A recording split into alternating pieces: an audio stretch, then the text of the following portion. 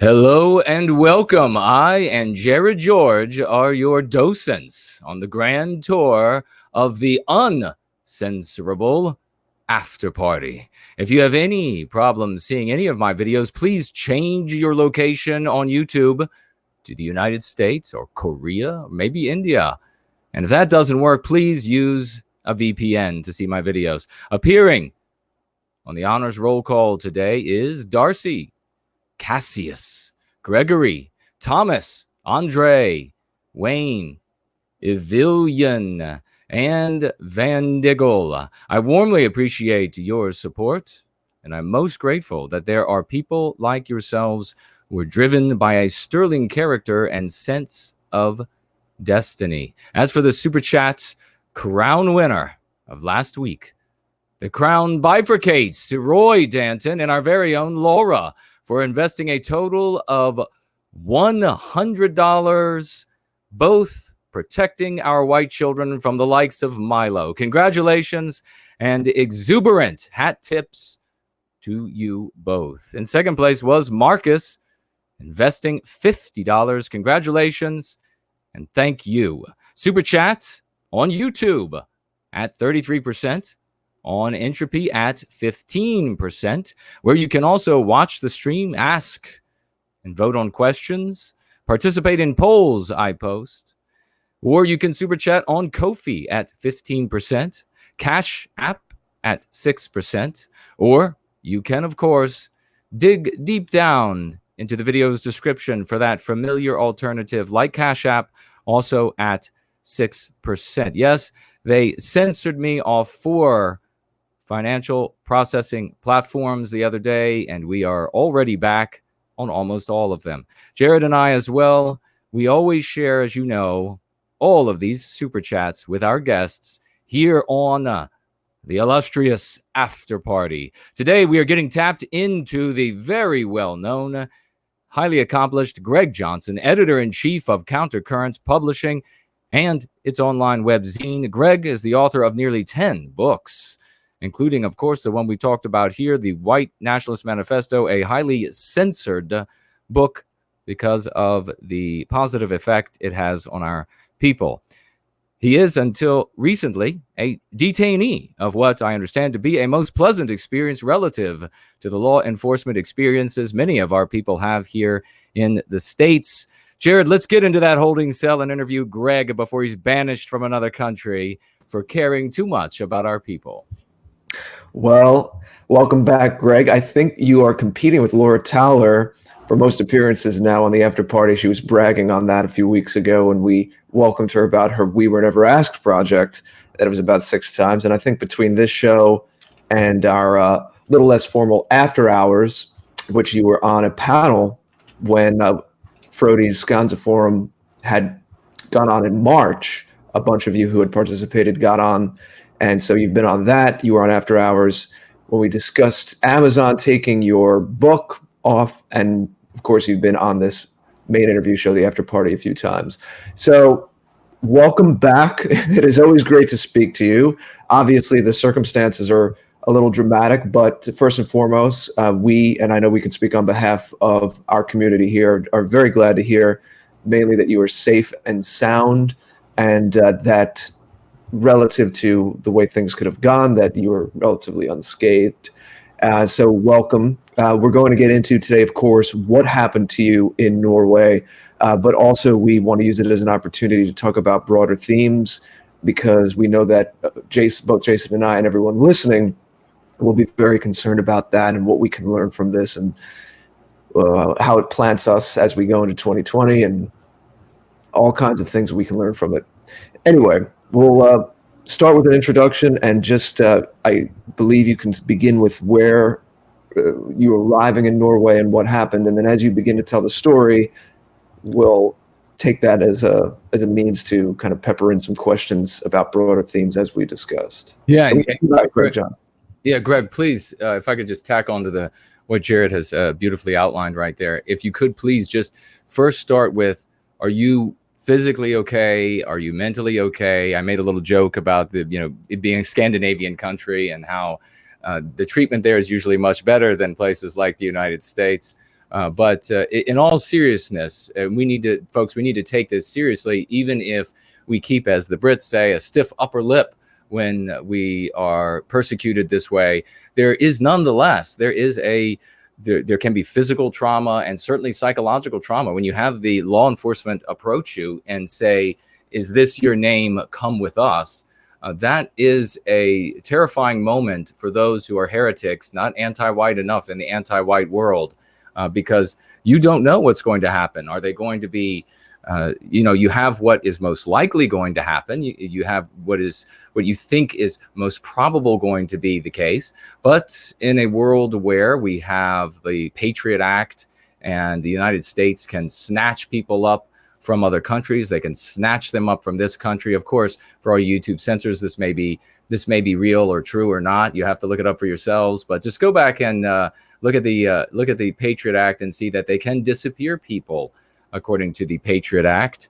And so you don't know what's going to happen when you are a heretic in today's anti-white world. So there is a psychological element. We should not downplay this simply because we are going to play that we are just too tough to have to give any thought or any word to the trauma, the mental trauma that takes place when you are approached by authorities. And listen, ladies and gentlemen, these folks, for whatever story Greg is about to tell us, whatever shape he was in, however he was treated, he did not know in that moment whether or not these law enforcement officers were going to take him to some cell where there were going to be anti-whites of any race, of any religion, and they were going to just accidentally leave him in there long enough for him to be nearly beaten to death. Who knows? This kind of thing it has happened before.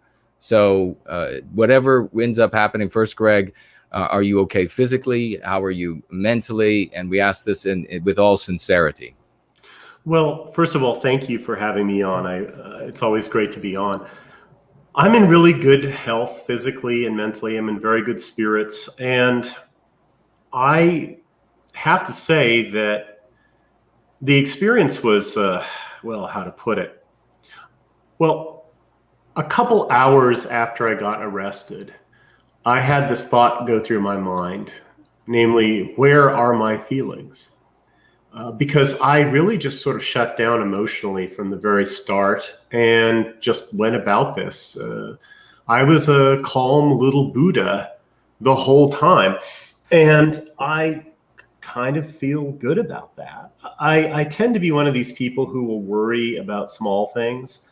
But if there's a crisis, I have ice water in my veins. And that really kicked in this time. And so what happened is they came to the facility. I was getting prepared for the Scanza Forum. It was going to start about 2 hours after I arrived. I was hanging out with friends. I met a couple new people, just greeting people, trying to figure out what to do to get the room set up, etc. And Frody Midjord, who runs Scanza Forum, came over and said, "The police are here to arrest you." And I thought, uh-oh. So I didn't want them to have my laptop, and so which I kept with me. And so I said to Frody, just guard this with your life. You take care of my stuff, and I'll go with them. And he said, "Yeah, come outside. We don't want them coming into the venue." So I grabbed my coat and went out, and sure enough, these two cops were there. I said, "Are you here to arrest me?" They said, "Are you Greg Johnson?" I said, "Yes." "Are you here to arrest me?" I asked them, and they said, "Yes." "What are you arresting me for?" And they said, "We can't tell you that." Now that struck me as irregular, but it certainly would be in the United States. I didn't know whether that was permissible in Norway. It turns out you're not supposed to do that in Norway as well. Mm-hmm. When this was brought up by the lawyer who stepped in on my side, they sort of retconned everything and said, "Well, he wasn't arrested, he was detained," which is, just sort of typical bureaucrats, I guess. They'll just, come up with a new term. But anyway, I was taken to a jail type facility in a kind of rundown area of Oslo, a diverse neighborhood with lots of shawarma shops and graffiti. including hammers and sickles and things like that. I thought this was really fascinating. The security state exists in close proximity to diversity and Antifa. And I wonder if that part of town was there a few decades ago. no, it wasn't. Oddly enough, that's a recent blessing of diversity. When you think of a place like Oslo, Norway, you don't think of the graffiti and rundown. It's like rundown area of Oslo. That shouldn't even be. No. Right, exactly. So anyway, I was booked in. They took all my stuff. I was calm and polite. They all spoke English. And I was booked into a cell. They took away my shoes, my belt, my eyeglasses, everything, and put me in a cell where there was really no place to sit unless I was sitting on a bed. I read that about the eyeglasses. Do you know what the reasoning would be for taking someone's eyeglasses? Well, I think because they could be used as a weapon, which is so fine. I was sitting there in the car thinking, what items on my person could be used as lethal weapons? And the reason why I went through that list was because I didn't want to have anything like that in my cell with me, because I wouldn't want to commit suicide like Jeffrey Epstein didn't. But anyway, so what happened is once I was in there, there's nothing to do. I had no books, no pen, nothing. I couldn't even see straight. I'm nearsighted. I was in this fluorescent lit room with tile walls. And so I just closed my eyes and I started thinking. And I basically spent the next few hours just thinking about what were the various possible outcomes of my arrest. And I thought of everything from worst case scenarios to best case scenarios. It turns out that I ended up with the best case scenario. And I went through the most likely of these different scenarios, and I weighed the different possible courses of action and how I would counter them, and how I would basically make something out of all of these things. And once I was convinced that I could turn any of these outcomes, any of the likely outcomes to my advantage, I started thinking about, well, what am I going to say if I'm faced with hostile questioning from the press, for instance, or some kind of secret police or whatever. And after coming up with talking points like that and so forth, I was interviewed briefly by a young woman who claimed to be working for the immigration office. When I was handing my stuff over and being booked in, I was told that I was arrested under the immigration statute rather than the criminal law. And this young woman came and she asked me how much money I had on me, because they have these rules, right? You can't be in Norway if you don't have enough money for your stay, right? Mm-hmm. And I had the feeling that they were kind of looking for excuses to expel me on immigration standards, criteria, whatever. And I gave the information because, well, I just wanted to expedite the process, whatever was going on at that point. And so she jotted it down on a Post-it note and disappeared. And after a couple hours, I saw these two plainclothes cops, very typically Norwegian looking. There's a certain face that I call the Norwegian face, and these guys had the Norwegian face. They could have been like cousins or something. And they put this letter down in Norwegian, which was summarizing what the state's proceedings were at that point. And a woman over a speakerphone interpreted it into English for me while I looked at the text, right? And basically, I was told that I had been detained and would be deported under Section 126 of the Immigration Act, which allowed for foreign nationals to be detained and deported for reasons of state security or international policy, foreign policy reasons.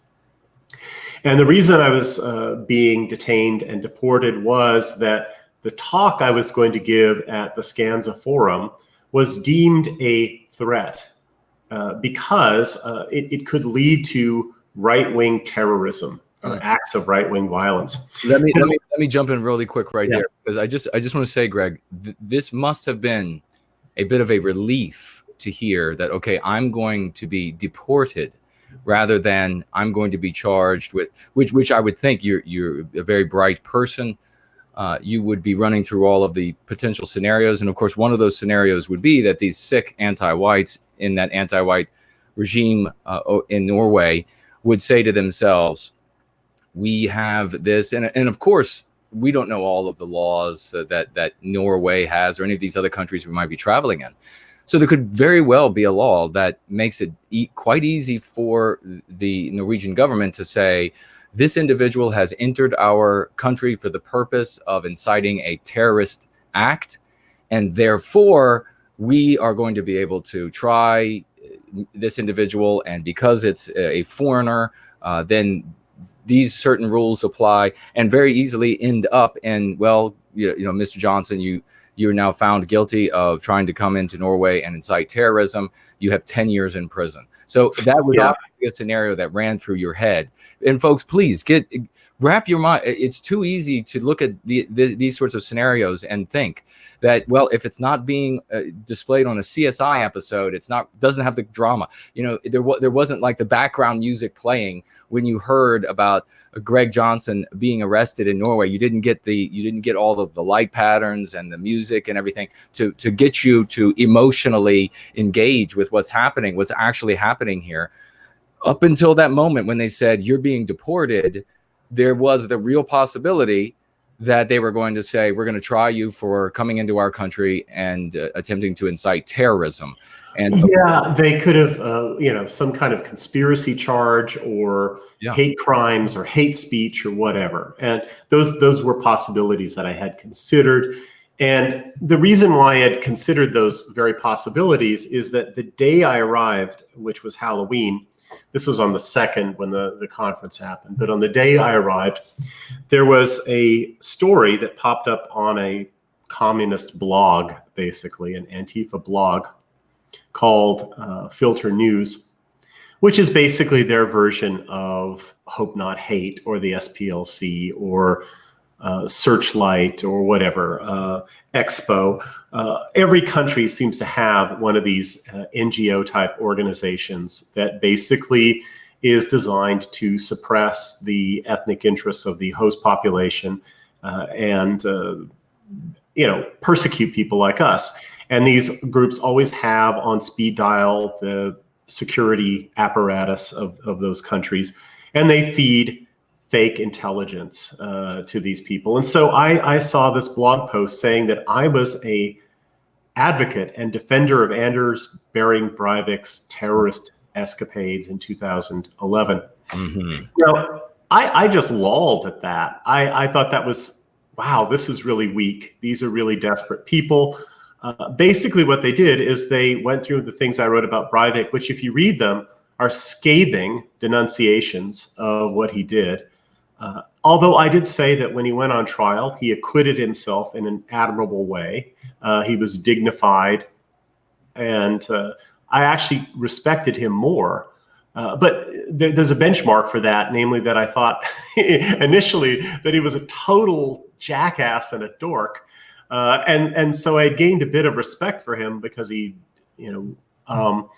behaved well at his trial and was articulate. And so what that boils down to is I respected Anders Behring Breivik. This is how these assholes, pardon my French, these little lying worms work, right? I said that I respected him more from a very low standard, which I had established early. And all that ends up in quotes is respect, right? I talked about the rationale he gave for his terrorist campaign in his trial. And one of the things that he said made his campaign necessary was the Norwegian political and media establishment suppressing free debate about immigration and multiculturalism. And I said that this is what made his rampage necessary. This is his rationale, right? This is his reason for saying this was necessary. And so this ends up in quotes as Greg Johnson said that his rampage was necessary. This is the lowest kind of distortion. It's lying. It's simply lying. And then later that day, these guys, these two kind of dopey Antifa guys who wrote this, their pictures are up at Countercurrents. They shared this with one of their friends who is a terrorism researcher. And this guy said, I think that the government should perhaps ban this person from entering the country and speaking. And I thought, okay, this is a problem. So what Frody Midjord and I did is we came up with a statement basically denying this, saying, look, this is based on lies. In fact, it's a laughable lie because I'm famous in our circles. Mm-hmm. Every time some Wignat or accelerationist or whatever goes on a shooting spree, I pull out my Form article about understanding this act of terrorism, and I explain why I think it happened, what happened, and why this is a bad idea, and why we have to do this. We have to bang it into these people's heads through sheer repetition that this is a bad idea, right? Yeah, I've seen that article on Countercurrent several times. Yeah, because these people give me cause. Yeah, I'll put in the chat your recent article that has many links to articles in which you spoke out against terrorism. And in fact, I mentioned at the beginning of the show, we had a panel on post the March Scanza, and you were on that on After Hours, our more informal program. And in fact, your speech in March earlier this year had been about terrorism. Yeah, it was called Against Right-Wing Terrorism. Right. Yeah. So these dummies basically decided that they were going to tar me with the terrorist charge. And I'm the guy who's like least tarable with that. I have Teflon when it comes to that charge. But, if you're unscrupulous enough, you can do it. And they tried it. And they got one of their friends to basically support this claim. But I thought, okay, we need to respond to this. So we drafted a response. Frody translated it into Norwegian. I said, let's sit on this, though, because if we respond to the media, we might actually give them more attention. So far, this was just a couple of blog posts on an obscure blog. I hope that this campaign that they were obviously trying to gin up would just go off and die in the weeds and not make the mainstream press. The next day, there was really no discussion of it. So I thought, okay, maybe we've dodged the bullet here, but we did have the response ready. However, they were busy too. And that that article and the seconding by this terrorism researcher were passed to people in the Norwegian security service, their secret police. And they produced a document stating that I needed to be arrested or detained and deported. And basically, they just cut and pasted the rationale given by these people without checking anything they said. Because if they had simply done the most cursory check, they would have realized that they were on a fool's errand and in danger of having their asses handed to them if this ever ended up in court, which it will end up in court. We will think about that a little later. Yeah. So anyway, so I'm sorry, I'm getting ahead of myself. So we prepared the response, and they were working away to get the security state apparatus to detain and throw me out of the country.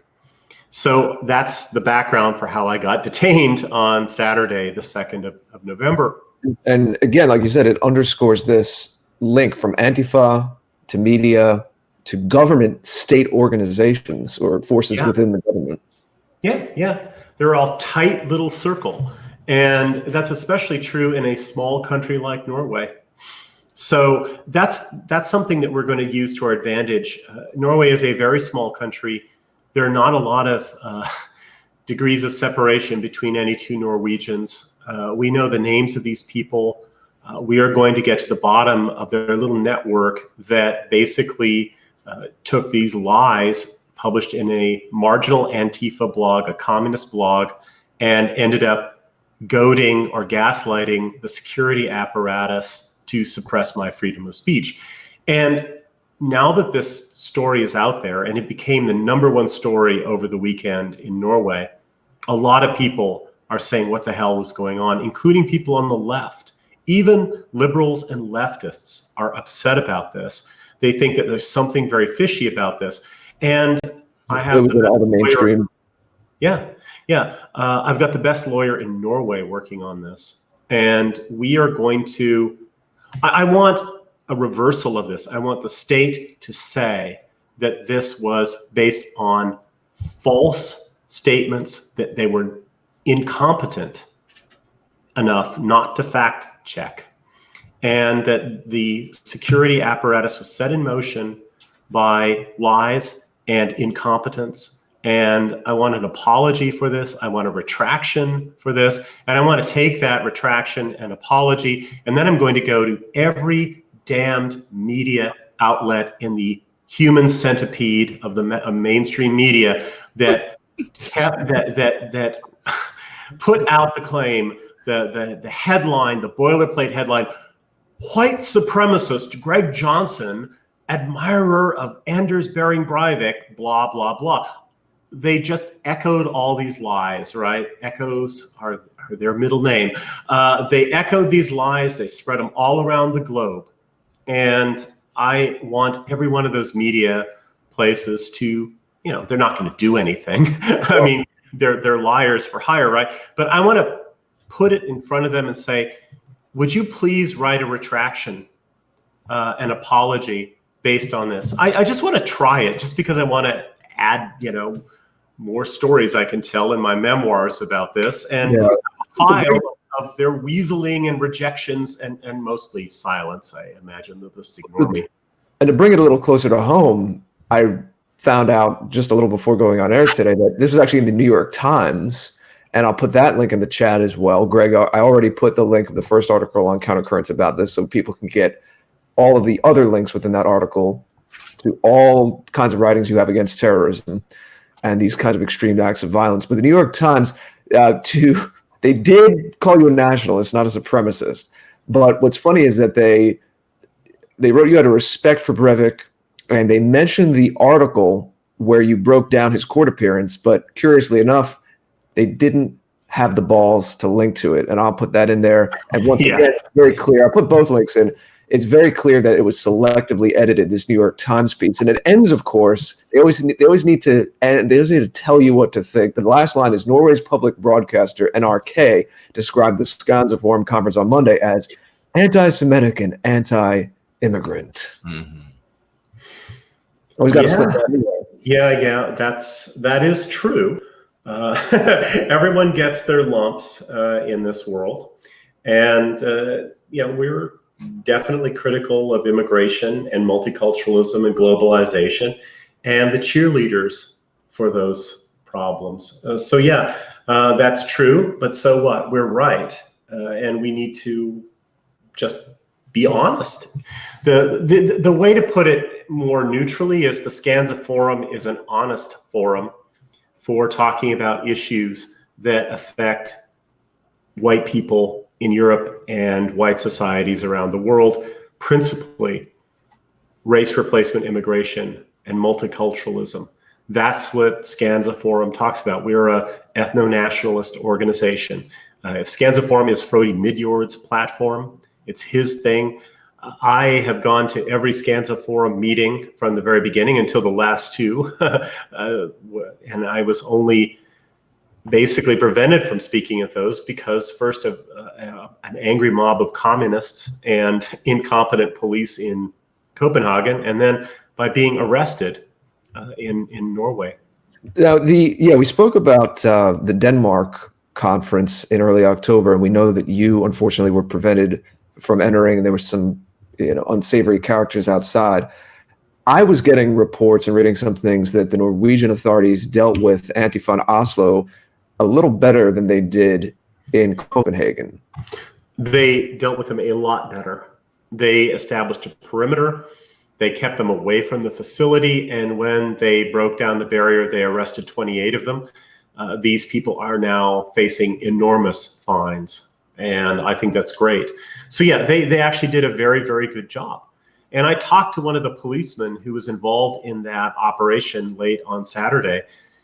And I didn't know what was going on. He was going to the facility to try and get my stuff that was left there.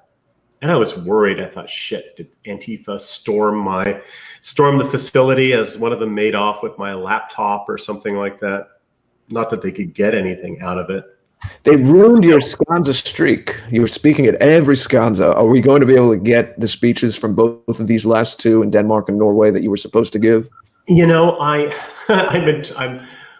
never actually typed up the talk that I was supposed to give in Copenhagen, but I will.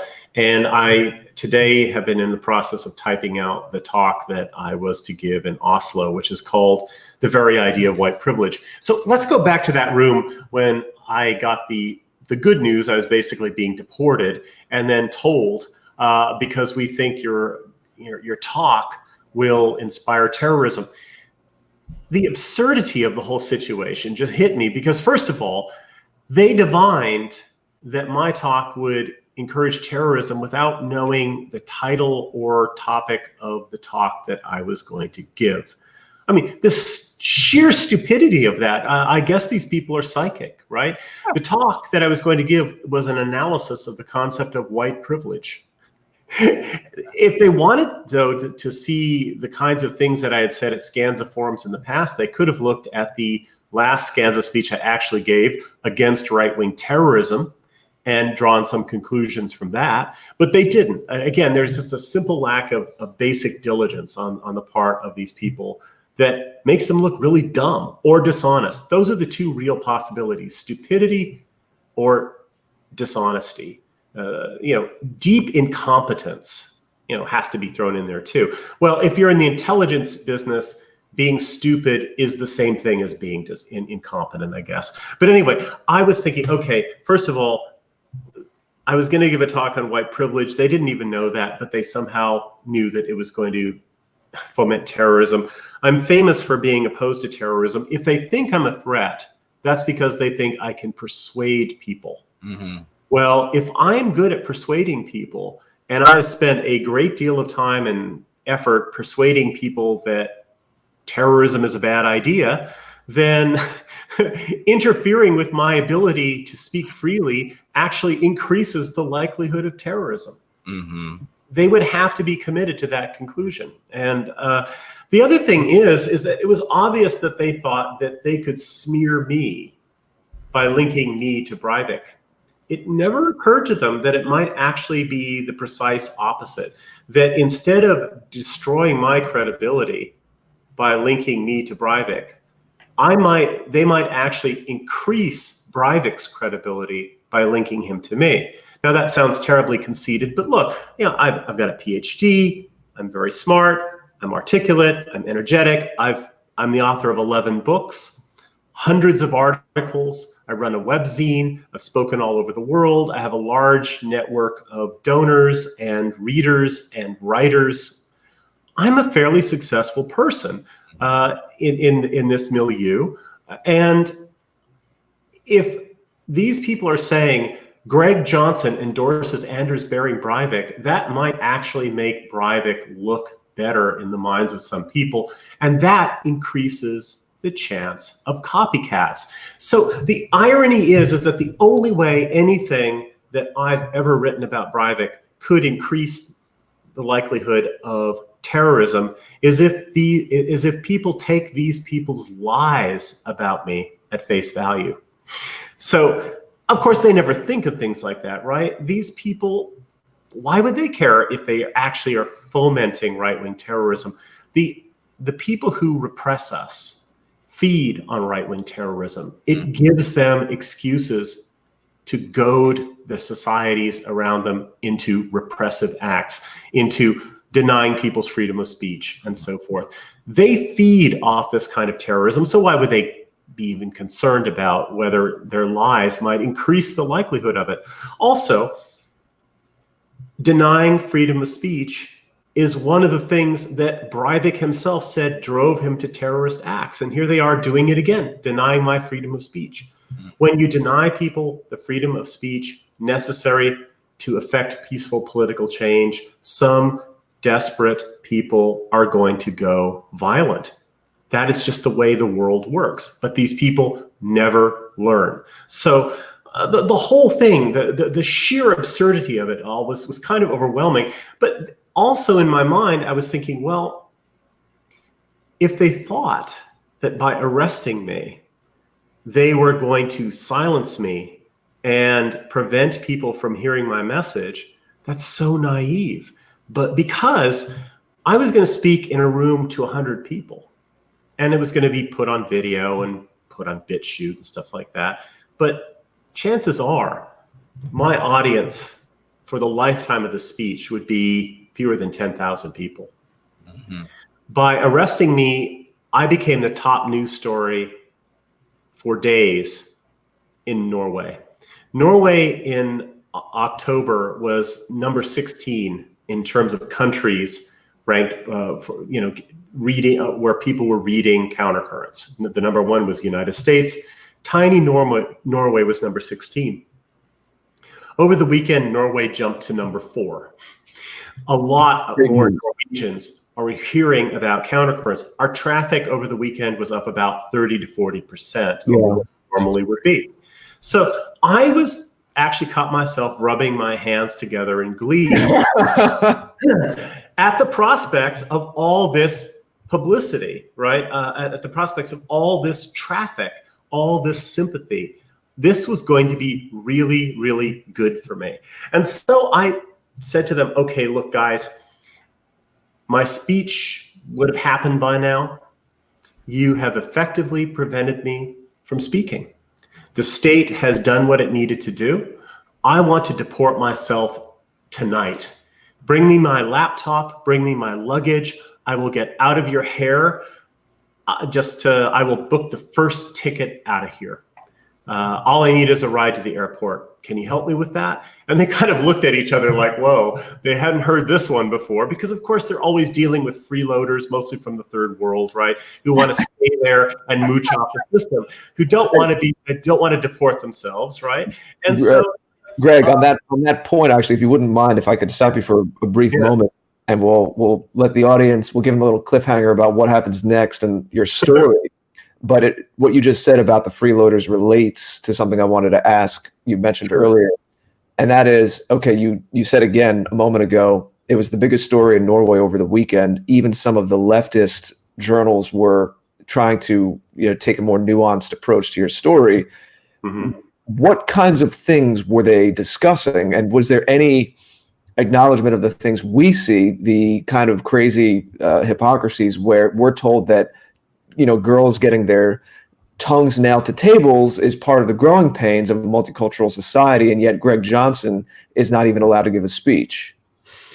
Well, yeah, I mean, most of the mainstream discussion, and of course this is all in Norwegian, so I've been Google translating things.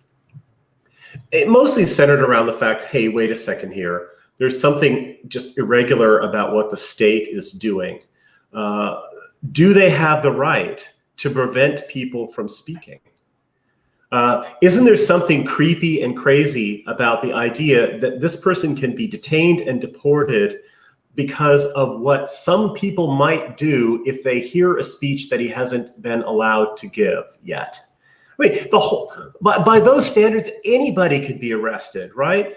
I'm sorry. What if somebody meets you and gets some bad idea and does something bad sometime in the future? It's just sheer tyranny to have those kinds of standards of behavior. Also, the state just was giving conflicting claims. First, they said I was arrested under Article 106, which is doing things like giving false information to customs people or having a fake passport. Well, that had nothing to do with me at all, right? And then, oh no, it's Section 126, and maybe somebody just made a clerical error or something. But still, that inconsistency made people think something's up, right? And then just the idea that it's illegal, basically, to talk about certain things and have certain opinions in this country. Norwegians don't have the First Amendment like we do, but hey, the First Amendment was just an expression in American political history of the high value that Europeans place on freedom of speech.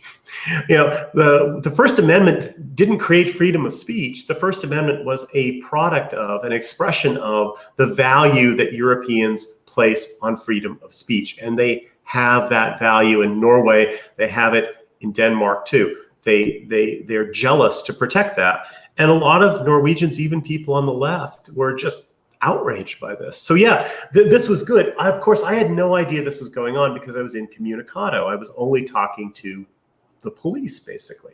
So, I said, I want to leave. And they said, okay, we'll figure something out. I said, but I also want to exercise the right indicated in this letter to a lawyer, because although I want to expedite everything, I want to make sure that my rights are protected. And they agreed to that. And so I was returned to my cell.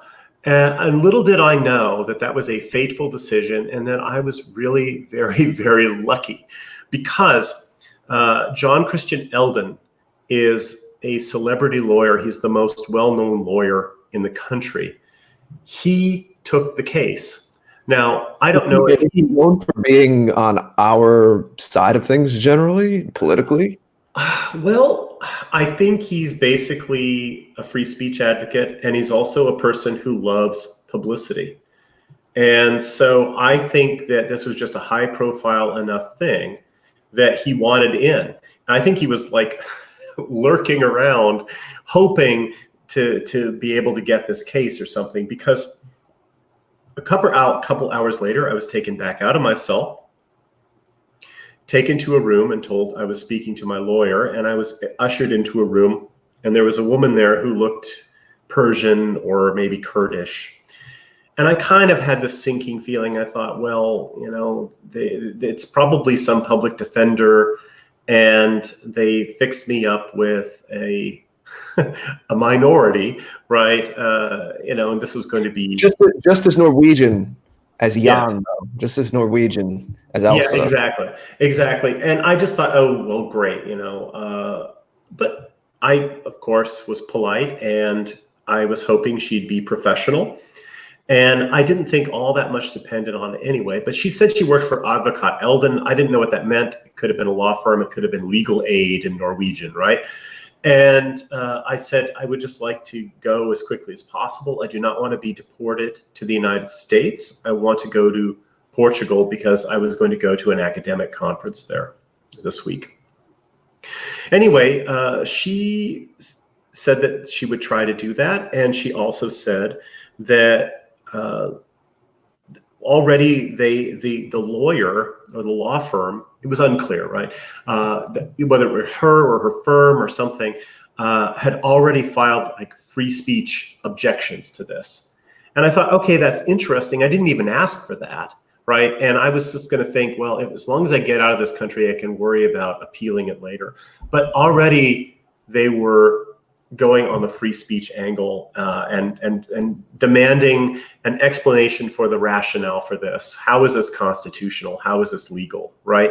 There was something irregular and fishy about it. So anyway, long story short, next morning, I am brought another letter. A young woman comes to my cell. I'm handed the letter. It's read to me over a speakerphone by an interpreter like the day before. And they say that I'm going to be deported. They heard my request to deport myself, that I will be deported as soon as possible. They were working on the possibility of me going to Portugal.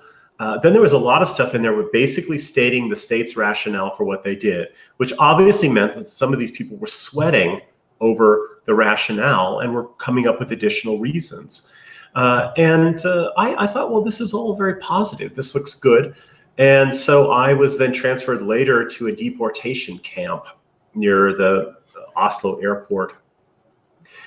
And I, around 7 o'clock, was allowed to call the lawyer, again, this young woman.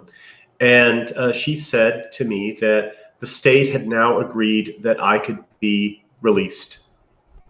I could be released and take the next plane out, or I could stay for 3 weeks for the appeal. It's like, oh, well, great. So I'm no longer detained. I said, well, I want to just get on the first plane out. Can you communicate this to the people who are running this facility? And she said she would do that. But it was really too late in the day. It was Sunday evening. Bureaucracy works very slowly, especially Sunday evenings. And so it was just not possible for me to actually book a flight and get out of there. So I had to be locked up for another night. And at that point, I just said, put me on the deportation flight. It was paid for by the taxpayer. It was really the next chance I had to get out of there anyway. And I got VIP treatment. It was the best air travel experience I've ever had. So they sent me away. And the absurdity of the situation is that it took them from the time I said that I wanted to deport myself to the time I was actually in the air, an additional 36 hours, basically. Right. So by deporting me, they kept me there more than a day longer than if they had just, given me my luggage and driven me to the airport and let me get a flight. But basically, although I was on the deportation flight at taxpayer expense, I wasn't deported. The other thing that the second letter said was that I was not going to be banned from returning to Norway. Yeah, you were told you could re-enter immediately, right? Yeah, or stay. So basically what happened is the states collapsed. If you'd gone to the beach the week before, you maybe could have gotten a free house. Well, yeah. If I'd shown up dressed as Osama bin Laden or something, I would have gotten even better, treatment. But yeah, I wonder how much of the good treatment was just due to how they're dealing with these fine immigrants and refugees, and how much of it is just good old white hospitality. It sounds like you were treated well, and we're happy to hear that. But yeah. Well, I mean, some things were kind of awful. I mean, everything took forever. I would say to them, I would ask them for like a sandwich, right? Because I was hungry. And I swear they would count slowly to 1 million before they would bring me a sandwich, right? So things like that were a little passive aggressive, but generally everyone was super polite. And I have no quarrel with any of the people I dealt with. I thought they were all professional, decent, good people. That's very good. What about legal status, though? So you were arrested but not arrested, deported but not deported. Do we have a term for what happened to you? Was it at least detained? I was detained. I was detained and not arrested, detained. I was never put in a jail. I was in a detention facility. I was not deported. I was supposed to be deported, but I didn't end up getting deported because by the time I got on the deportation flight, I was apparently a free man, but somehow that didn't get translated into me being a free man. So when I got on the deportation flight, I still had to be treated like a prisoner. I was locked in a room that night. I was taken by 2 cops to the airport. And it was only when I got to the airport on Monday morning and went through security. There was no security line. It was just a security thing for me. They took me to a lounge, not a crowded departure lounge, but my own private lounge. They said, there's a coffee machine, there's food, take what you like, get comfortable. Only then did I get my phone back. I had not been able to contact the outside world in almost 48 hours. And I turned the phone on and signed into the Wi-Fi and watched as all my apps and email accounts went nuts, as thousands of messages, literally thousands of messages started flowing in. A lot of people were frantically worried, and I called Frody.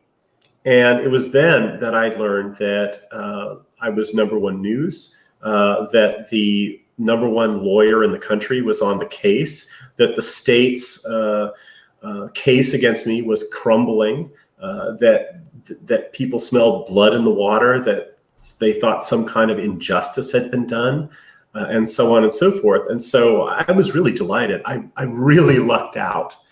And I got a free flight home, no waiting in long lines or anything like that. And once I got on the plane, I I put my dark glasses on because I was a celebrity at this point. So I put my dark glasses on and my hat, I pulled it down and I kind of like propped my eyelids open because I was so tired. I barely slept in 48 hours, but I just wanted to start getting it all down in my journal. And I hadn't had a pen and paper for almost 48 hours.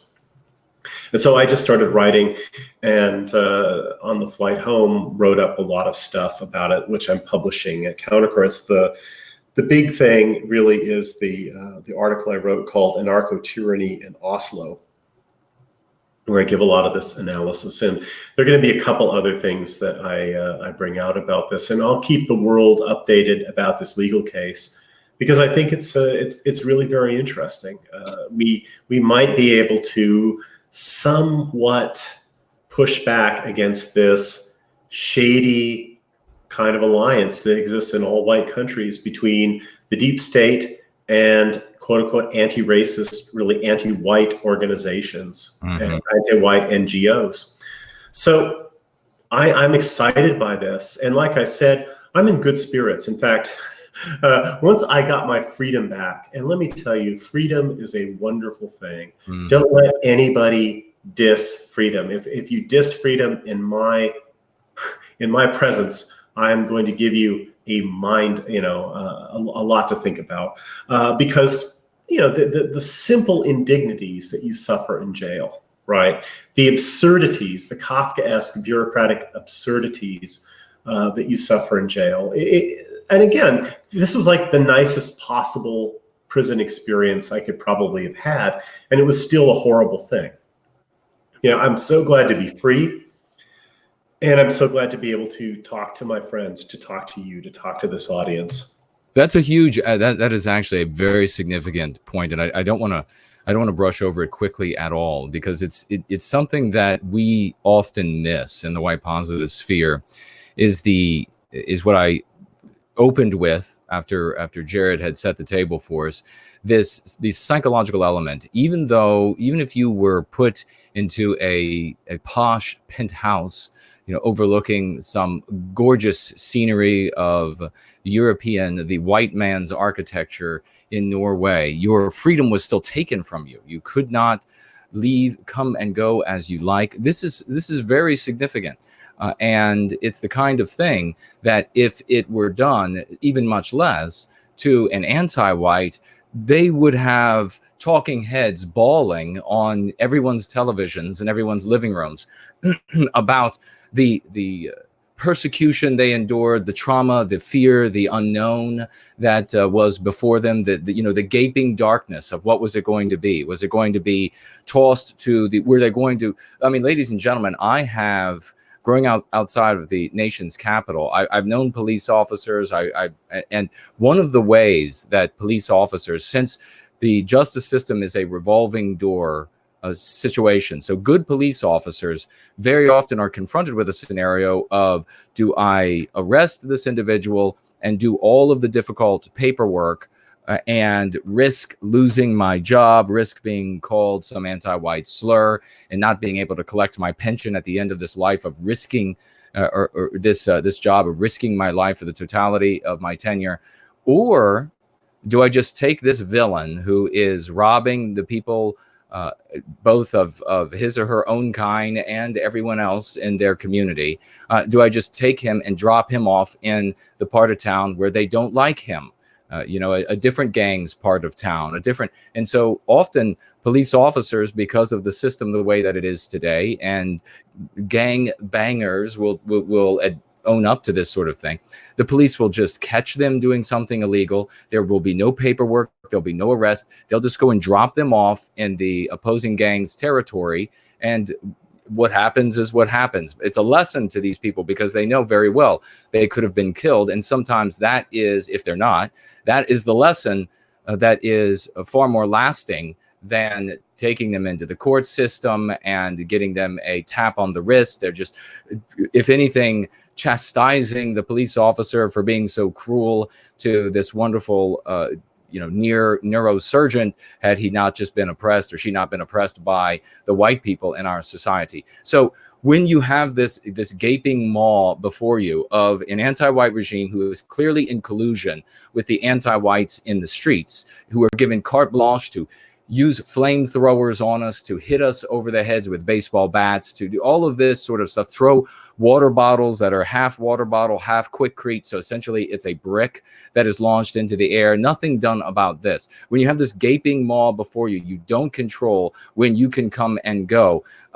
You have no idea. Are they going to take you to the part of town where you are never seen again? They're going to take you to a now no-go zone and just drop you off there, and you'll be just a tick on a data sheet about what happened to you. Disappeared, body found in thus and such an area.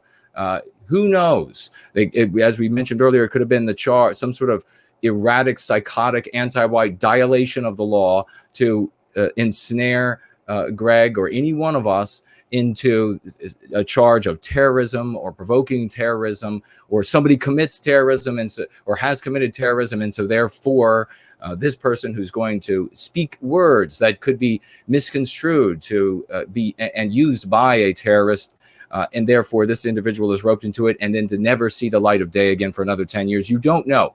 And the anti-white media would do a very good job at this point telling all of especially our women out there, about how horrible it was for a person to be detained, even if they're given all the food, all the bed linens, everything they need. For God's sakes, just look at the people, the criminals, who, and I'm not talking about the wonderful neurosurgeons, doctors, good people, angels, cherubs that come up from Central and South America, who come across the border. I'm talking about the actual criminals who come across, people who are human trafficking, and people who are mules carrying drugs. These sorts of people, they're captured and they're put in nice holding facilities. And the anti-whites in this country act like we have subjected them to North Korean style torture, and they'll never be right again because they were detained in chain link fences. Could you hear the lamentations? Greg Johnson in cages. Greg Johnson was put in cages. Yeah, right. Nobody on our side is doing anything this intelligent when our people are detained and they lose their freedom and they face this gaping maw of darkness of what could happen to them, not just by some sort, as I say, a dilation of the law, but quite literally handed over, as they handed us over to the writhing, sickened mob at Charlottesville, pushed us with shields into that mob with a flamethrower, a makeshift flamethrower, and everything else that they were throwing, darts, throwing rocks, everything else that they were using there. You have no idea what they're going to end up doing to you. That is an enormous psychological weight, a trauma that our people have to deal with, that the anti-whites would really make hay with if the tables were reversed. They would have our women tearing their clothes and wringing their hands and bawling in front of the TV about how horrible white men are for putting a drug trafficker or a human mule or what have you, human trafficker, into a nice cell with climate control, and they're given vitamins because they're malnourished, and they're given food because they're malnourished, and they're given medical treatment, and all of this. That is the horrible thing, but not the fact that the law might be dilated so that you'll get life in prison plus 400 years, so that you'll get pushed into the writhing mob that wants to murder you, wants to, or maybe do something so bad that you wish you had been murdered. Nothing on our side about that. We're not using this treatment. We're not talking about this treatment the way it should be discussed. So I do have a question, though, and I kind of want to lighten it up just a bit, because that's some very heavy truths. I want Greg to speak to that. But before I do, I have to ask Osama bin Johnson here. When you were Osama bin Johnson, when this lawyer that you didn't know, this magnificent lawyer, this nationwide lawyer, when he showed up, did you have, and I would imagine that you probably did, you're a sagacious person, I know I would have had a concern about why the hell is this fabulously famous and successful attorneys showing up to represent me? Is this some sort of, now I know now you, of course, you know, things worked out for the best, and it's wonderful that this individual had shown up at that hour. But when they had shown up, was this some sort of cornering you? Was this some sort of like pigeonholing you into I'm the best attorney in the town, and if you just do X, Y, and Z, I can assure you, you will walk, and then you do X, Y, and Z, and then all of a sudden you end up with the $70,000 equivalent of $70,000 fine, and you are whatever. I imagine some concern had to run. So again, ladies and gentlemen, there's an element of not knowing what the future holds in that scenario, and hoping for the best, but obviously being concerned about things turning much more ugly. So Greg, please, if you will. Well, I didn't even know this guy was my lawyer, actually, until the whole thing was over. And he seems to be a sincere person. We've talked on the phone and email back and forth. He is pursuing this, and he seems to be pursuing it on the dime of the Norwegian government. So one part of the Norwegian state is paying him to basically investigate another part of the Norwegian state and bring it legally to heel, we hope. So that's a good thing. The worst situation, the worst aspect of not being free really was, aside from the stupidity of things like having to wait 12 hours to get an aspirin and so forth, or other stuff like that, was simply the fact that I couldn't communicate with people that I knew were concerned, and also the fact that I couldn't write anything or read anything for 48 hours. So that was very, very troubling. After a while, I'm a writer and a reader. And when you're denied these things and denied access to people that you know are worrying about you, it's just sort of burdensome, right? And I have to say that I didn't suffer a lot. Okay, there are people who go through hell, absolute hell. I didn't suffer that. I had some pretty splitting headaches and bad food and 2 days of lack of sleep, basically. But, a lot of people suffer a lot worse. I wasn't really feeling sorry for myself. I was just thinking of all the things I could do once I got out. And I was thinking, well, I'm doing this for the most important cause in the world. It's really worth it. People far better than me have suffered far more. And so I just tried to be stoic about the whole thing. But yeah, I just, the absurdity and the inconvenience of being jailed that way, the absurdity of saying, I'll deport myself right now, and being kept for 36 more hours so they could officially deport me, sort of. I can laugh at it now, right? But there's something dumb about that. I really saw how life under communism was for everybody. For instance, when I said, okay, I just need my luggage and I'll go. It took 4 people, 4 trips, basically, to gather up my stuff. Because I couldn't communicate with anybody. So they'd go to a place and they'd bring something, but they didn't bring all the stuff because they didn't know what was mine. and just dumb stuff like that. So I was just sort of appalled by the inefficiency of it all. How much better life is when you're just free to make your own way and to take care of things rather than having other people do stuff for you while you're being basically immobilized and kept out of it. So yeah, but yeah, there were a lot of horrible things that could have happened that didn't happen. And I rate myself as very, very lucky because of that. And I also have to say that I'm going to make all I can out of this. I'm going to try and find a way, like I said, of getting some insight into the deep state anti-white apparatus in that country. I hope that we can get some justice and some daylight in that particular situation. And I'm getting a lot of publicity. I'm getting a lot of traffic out of this. And that means that more people are hearing my message. So in the end, although it was no part of their intention, the people who set me up and took me in and tried to harass me and prevent me from speaking, it's all blowing up in their face. It's blowing up in their faces magnificently. And I couldn't be happier about that. So yeah, I what can I say? I'm delighted. So I wonder if there are questions and things from like the listeners, or more questions you have. Well, definitely. I just, if I could just jump in really quick and say the Streisand effect really is put on display here, because if they had done nothing, if they had said nothing, if they had just allowed you to enter the country and give your speech and go home, far fewer people would have known who Greg Johnson was. Now, obviously, more people would have been able to hear this, to hear the speech, to hear what you wanted to say within the white positive sphere.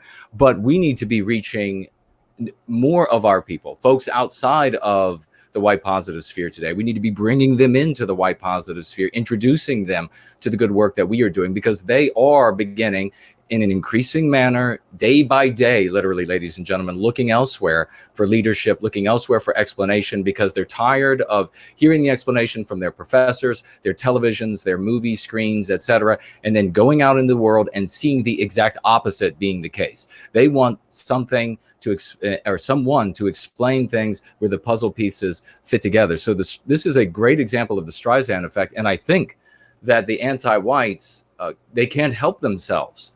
They cannot help themselves but persecute and bring greater attention. This might be one of those great opportunities where, Greg, you'll be able to make a lot of hay. And what might your plans be? And I'll just kind of set this question on the shelf, because I know Jared was about to ask something, but kind of set this question on the shelf so that we can same thing. What might your ideas be for now, using what happened here to you and magnifying your reach, reaching new folks entirely, well, our people outside of the white positive sphere, so that we can bring them into the good work that we are doing? Do you have anything already in mind? Does the audience have anything in mind, any suggestions for Greg, what he might be able to do? And Jared and I will keep an eye on that. But I pass it over to you, Greg, for your initial ideas on what you will be doing to make hay out of the Streisand effect.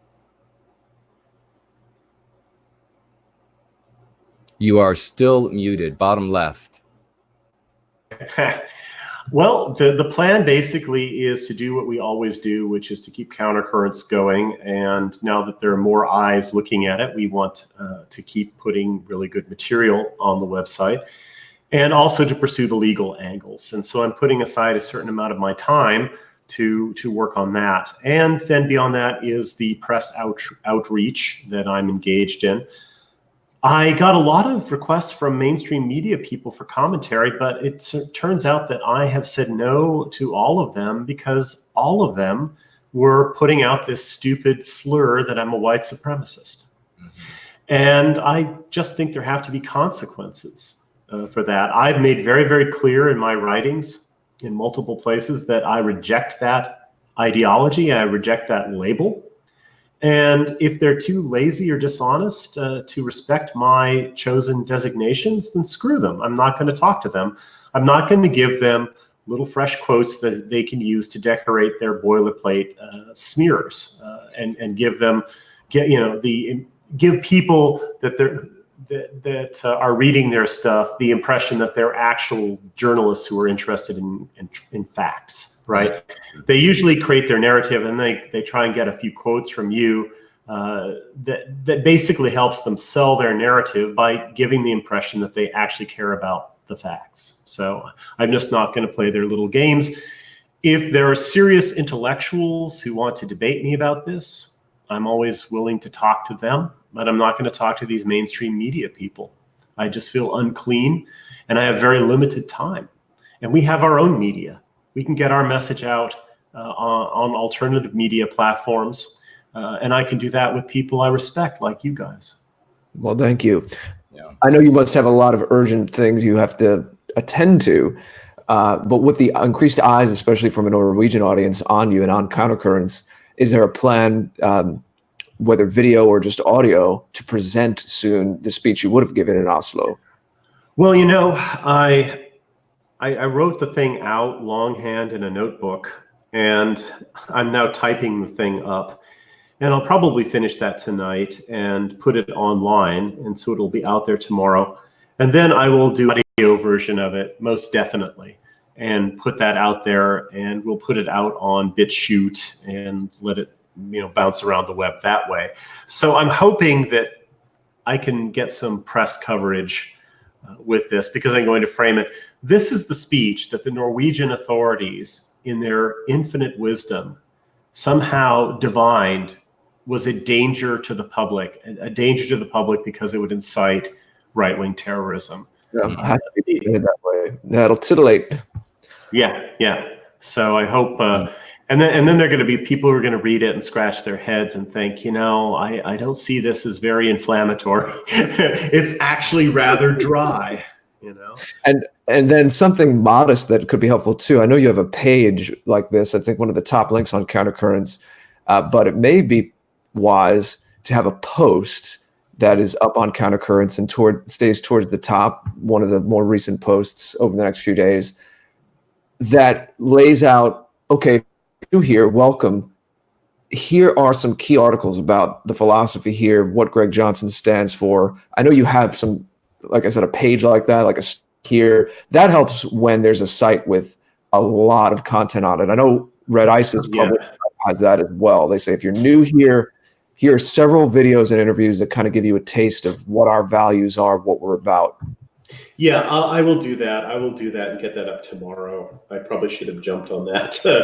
The one thing that I've been dealing with is that although I'm in good health and although I'm in good spirits, I just feel so damn tired.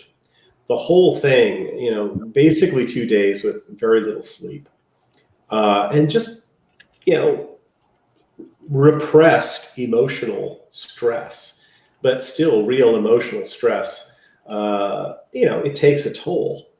Nothing is more tiring to me than doing nothing. I'm one of these people who always has to be busy. And so I find, being put in a situation where I can't do anything productive to be exhausting. Air travel, a long flight, especially if I'm too tired to work, but can't sleep, it's just a nightmare kind of scenario for me. So yeah, there's nothing more exhausting to me than doing nothing or being forced to do nothing. And I was forced to do a whole bunch of nothing. And now I'm just sort of like decompressing from it all. And, I'll go to bed and I'll wake up and it's like, oh my God, I've slept 12 hours. When have I ever slept 12 hours? That kind of stuff. So, with all the, with the time that with every waking minute, I'm trying to get stuff done, and I will definitely get a piece up like that. If you're new to Countercurrents, these are the first things you should read, and we'll try and integrate that into the right-hand bar or something at the top, because that I think is a very good feature to have. Yeah, and all these interviews. We know you did Red Ice earlier. You have more interviews coming up later. So sharing all those, and please, everyone out there listening, whether live now or in replay, share this, share the Red Ice, share the upcoming JF, anything that Greg's doing to get the word out about this and present our very reasonable case, and a case of love, that we love who we are, we love our people, and that there's really nothing crazy about that at all. And that the radical crazies are the ones who are posing that, of course. Greg, just a fun question, not to put you on the spot, but any fun letters of support or hate mail that you'd like to, any interesting messages you got, or will you save that for another time?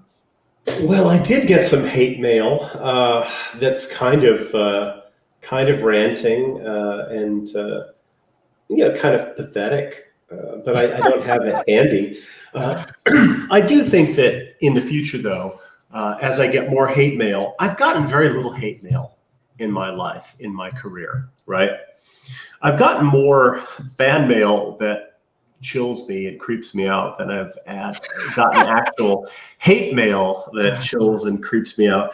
But I'm going to definitely find a couple of guys who are like really good voice actors and comedians, and make a regular feature in our podcast of having people read some of this heavy breathing, ranting hate mail that I've been getting. Because some of this stuff is truly ludicrous. And the best way to probably respond to these people is to hold up a mirror to them by just having a person read it aloud. And I think that might be enough to, shame the the ones who have some kind of moral faculties, right? Shame them into becoming better people. Maybe it's worth trying, I guess. They might not have the social signaling and intelligence to get it. It might, if it's that kind of person, unfortunately. But it's worth a try. It'll be amusing. It'll be fun for the rest of us, if nothing else, right? Yeah. We're all mocking you, but we're really doing this for your own good. Well, ladies and gentlemen, we have a poll up on Entropy. If you'd like to participate, you can log into Entropy right on our website at theafterparty.tv. Jared George, the great Jared George, has been doing hard work over there. It looks magnificent. Please, if you see it and you are excited about it, you like the way it looks, please make sure you write Jared. Let him know that the work over there is really, truly splendid, and he's doing a fantastic job. We're very proud of him. What are we talking about? The website? The website, yeah. Oh, thank you. Well, I need feedback right now. Greg, I don't know if you know this, but Jason and I have been trying to stay one step ahead of the curve with the censorship and deplatforming, and we've worked with Entropy, who have been great, and we have a little innovation where we're the first to embed the Entropy window on our site, and we're still working out some kinks. So I asked the audience, let me know your browser and operating system. Some people are able to sign in and some people aren't, but the idea is that eventually, whether desktop or mobile, and whether we're on YouTube or another platform, because we want to train people to think more about the URL and less about the social media platforms, they will be able to watch and participate in these live streams right on our new site we started for all of our media projects and our community media too, because we get a lot of people offering songs and video remixes and all kinds of things on a site that we debuted a few weeks ago, theafterparty.tv. So I do invite everyone to give feedback about if you're able to, in fact, sign in. You can watch it. We're concerned about you being able to sign in on Entropy, in the Entropy window embedded on our site, and actually be able to type and chat and all that, participate in polls. Indeed, we have the poll up. The poll question, if you want to participate, you have to jump on over to Entropy, and I see a couple of people immediately did. The poll question at the moment is, would you be terrified had you been in Greg's shoes? And honestly, answer this question. We're not able to see we're not able to see your specific response, whatever comes from you. We can just see the outcome. Be honest. Would you have been terrified, not knowing, when the authorities step up to you, knowing what they have done to us, knowing what they have done in places like Charlottesville, knowing what they have done in places to people like Mr. Weaver and a couple other occurrences over the decades? Would you be concerned if you had been in those shoes just the other day? And what would you be thinking? So you can participate in that poll right now over on Entropy. You can also, and by the way, on Entropy, you can do that on our website. You can access Entropy from there. Entropy, of course, has the questions widget. So if you have specific questions you would like to ask, you can write them right into the questions widget, and you can vote on questions, your own and others, and it will push the highest rated question to the top of that widget. I did receive the test donation from Rachel, one of the developers on Entropy, $3. That test donation, it is working. The platform is working again after they had pushed out some changes to the server. So folks, if you would like to jump on over there and participate, there's also a pulse meter. You can let us know how the stream is going. Do you like it? Do you dislike it? I've provided many options Happy options, devil options, options with eyes, with hearts. I don't know exactly what it means, but I would presume you like it if you are clicking that. So we look forward to you all jumping over there. We also have some super chats that I want to read before we continue. And we have here a super chat, and I believe these are all on YouTube, all by way of YouTube thus far. Scott super chatting 10 Canadian dollars. Thank you so much. From the cold white north. You are a man of words, and it's often words used as weapons against Europeans. It's time for new terminology, right, Scott? White inframacy from white in, or maybe it's inframacy. White inframacy from white inframacists is what besets us. Etymologically sound terms. Well, thank you very much for the kind super chat and your words there of support, Scott. I think I've seen you before, so thank you for being here. And of course, JT Smith, a great participant in our community for White Wellbeing. Glad to see you here, brother. Super chatting £5 from across the pond and writing big love to Greg, our good brother. Well, thank you very much for that. I know he appreciates that. And thank you, JT, for always being here, being such a great member of the community. And ladies and gentlemen, really quickly, Jared and I are letting it be known as often as we can, making it known that if you are brand new, this is not some sort of insular environment, please feel free to participate. We are very welcoming. You can write right now in the live chat if you are with us. If not, you catch this video later, you can write your comments or thoughts or questions into the thread below. I will see them, and Jared will likely see them as well. If you're a little shy, you want to sit back for now, please feel free to do that. There's no pressure to participate, but this isn't like those parties that you go to where you only know the one person who brought you and everybody else is strange to you and you can't get into the conversation. No, you are welcome here. And we want to embrace you, feel comfortable, and to participate. We also have, now this is a psychic moment, I feel like, for me, ladies and gentlemen, just this morning, for some unknown reason, for no reason whatsoever, Steve Bin Bob's name came into my head. Why would that name come into my head? I wasn't reading anything with the name. In fact, I was speaking with another member in the white positive sphere, well, specifically in the sphere for white well-being. And Steve Bin Bob came to mind. I mentioned the name and even then said, I don't know why, I just thought of Steve Bin Bob. I haven't seen him in a while. And Steve Bin Bob shows up today with a super chat. How strange is that? £5 also from across the pond. Great to see you. Writing the Streisand effect is real. And thanks to heroes like Greg Johnson. And for the ever wonderful No White Guilt, much thanks to you. This effect is spreading far and wide. And of course, the great Jared George, the same thing. Thank you so much, Steve Bin Bob, for the £5. The very kind word. We might want to rename the Streisand effect at some point.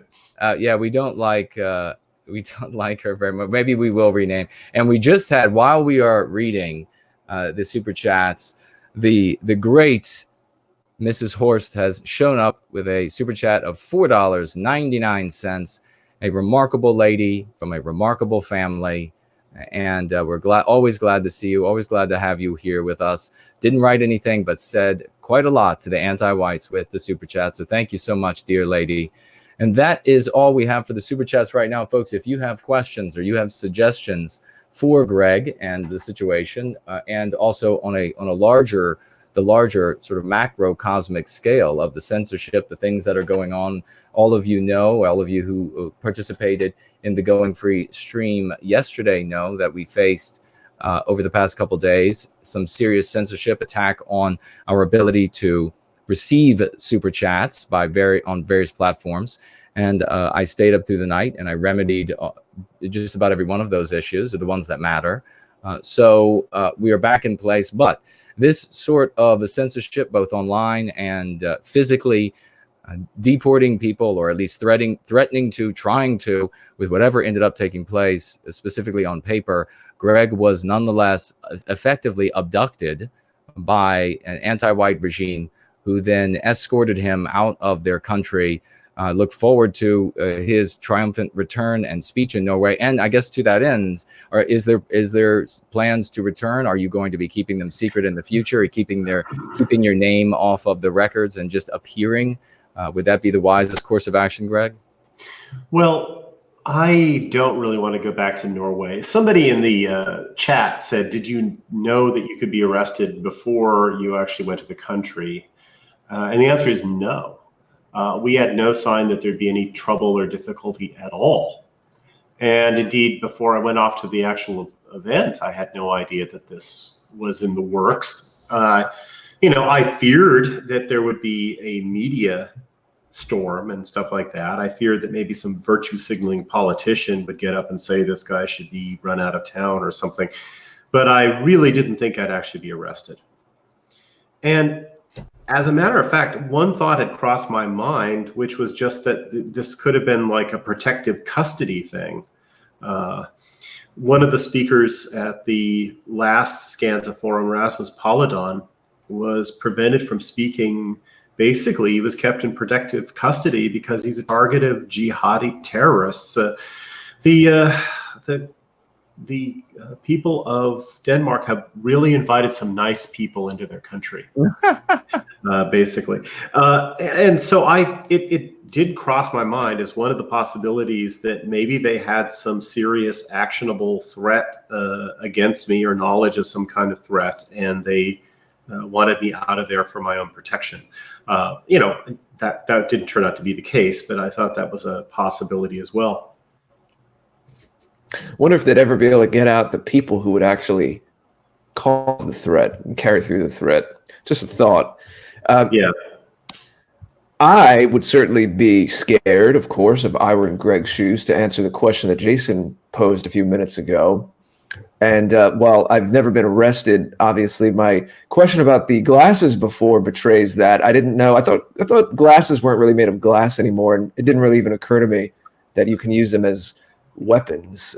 So it shows my ignorance on that, but I guess it's a good thing to be ignorant about. I certainly would be scared, and Greg, it's certainly normal where, like you said, I could see myself in that case, like you, kind of being cool, calm, and collected going through it. But you said you're sleeping a lot more now, as Jason was speaking to before. The not knowing, there's a tremendous amount of residual stress, and your body your whole being has to come back to equilibrium. So it's certainly understandable. Mm-hmm. On that, a related topic of well-being and taking care of oneself, do you have any advice for people who might be traveling internationally to conferences, whether or not they're speaking? Obviously, more often would be the case someone's attending.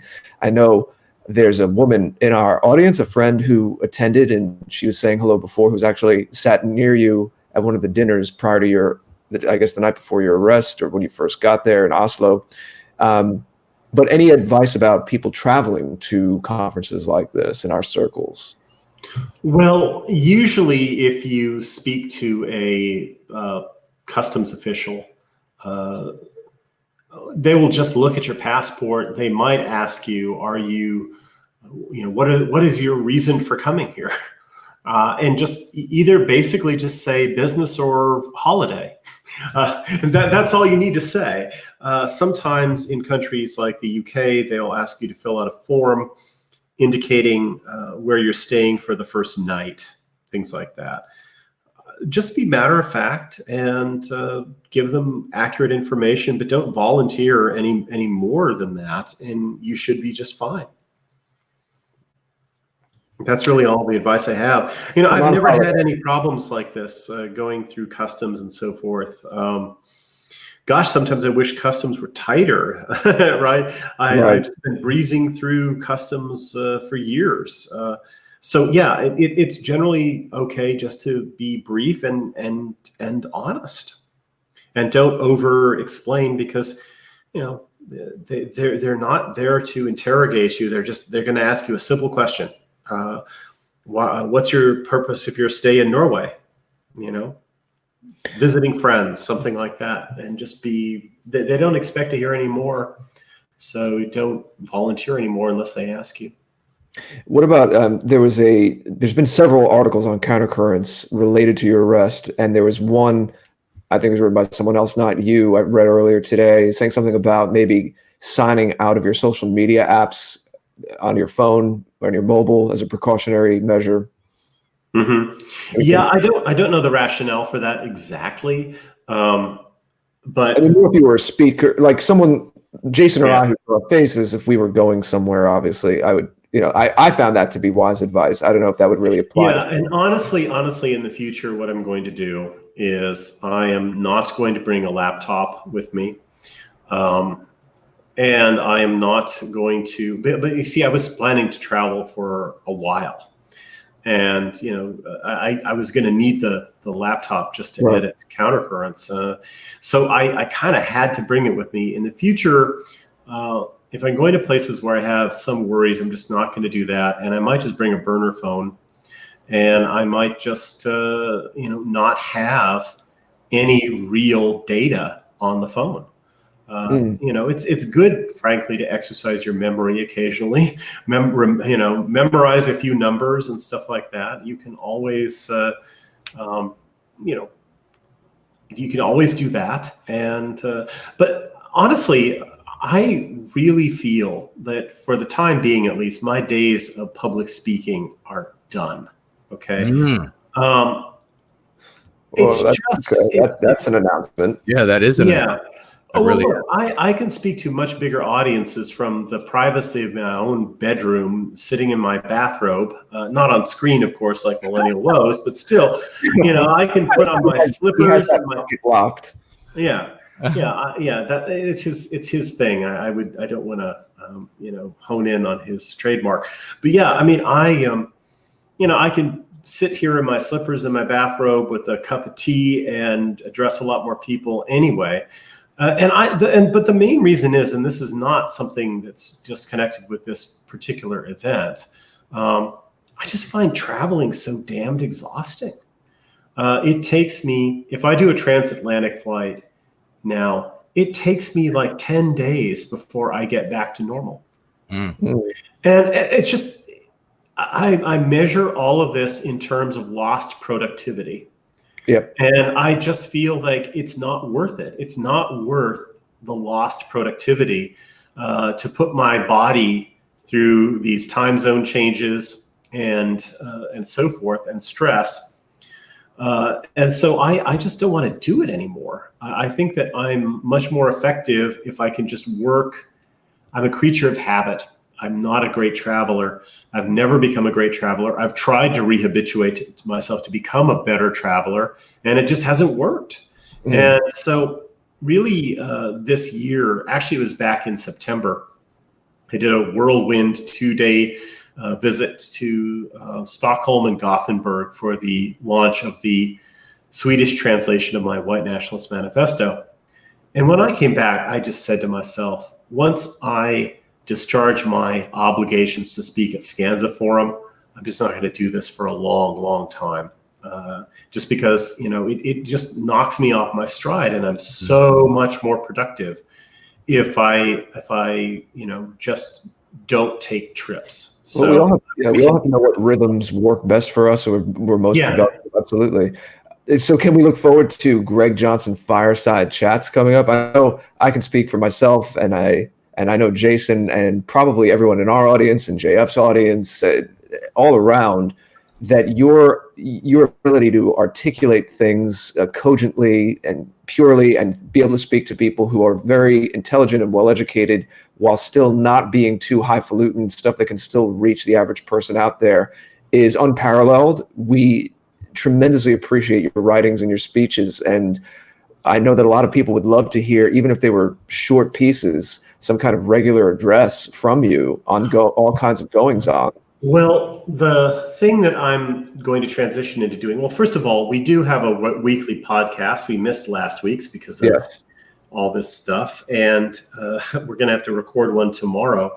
But Frody's still traveling, and it's just travel knocks us out of our rhythm. I really like having a weekly podcast. We've been going fairly steadily for a while. There have been a few exceptions because of travel, and I want to get back into that routine.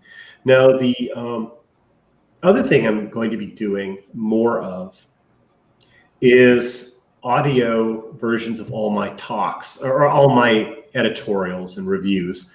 I have an audio engineering guy, an audio and visual guy. So I'm going to record everything and just hand it to him for the editing. He also handles the podcast editing. And the stuff that has some virality to it, we're going to make into videos, just sort of slideshow videos, right? I've done a few of those videos, and I'm really fond of them. Again, I have a guy who can make them, and I want to make at least one a week. Now, the pieces we're going to start with, and we're going to start with that next week, working on it, are the pieces that have gone completely viral on Countercurrents. Rich Hauk has a piece called War Against Whites in Advertising. That piece, it's a couple years old now, and it routinely gets in our top 10. It was #1 last month. Mm-hmm. It has so much impact on people. It regularly goes viral over and over again. So we're going to have a video of that. That'll be the first one.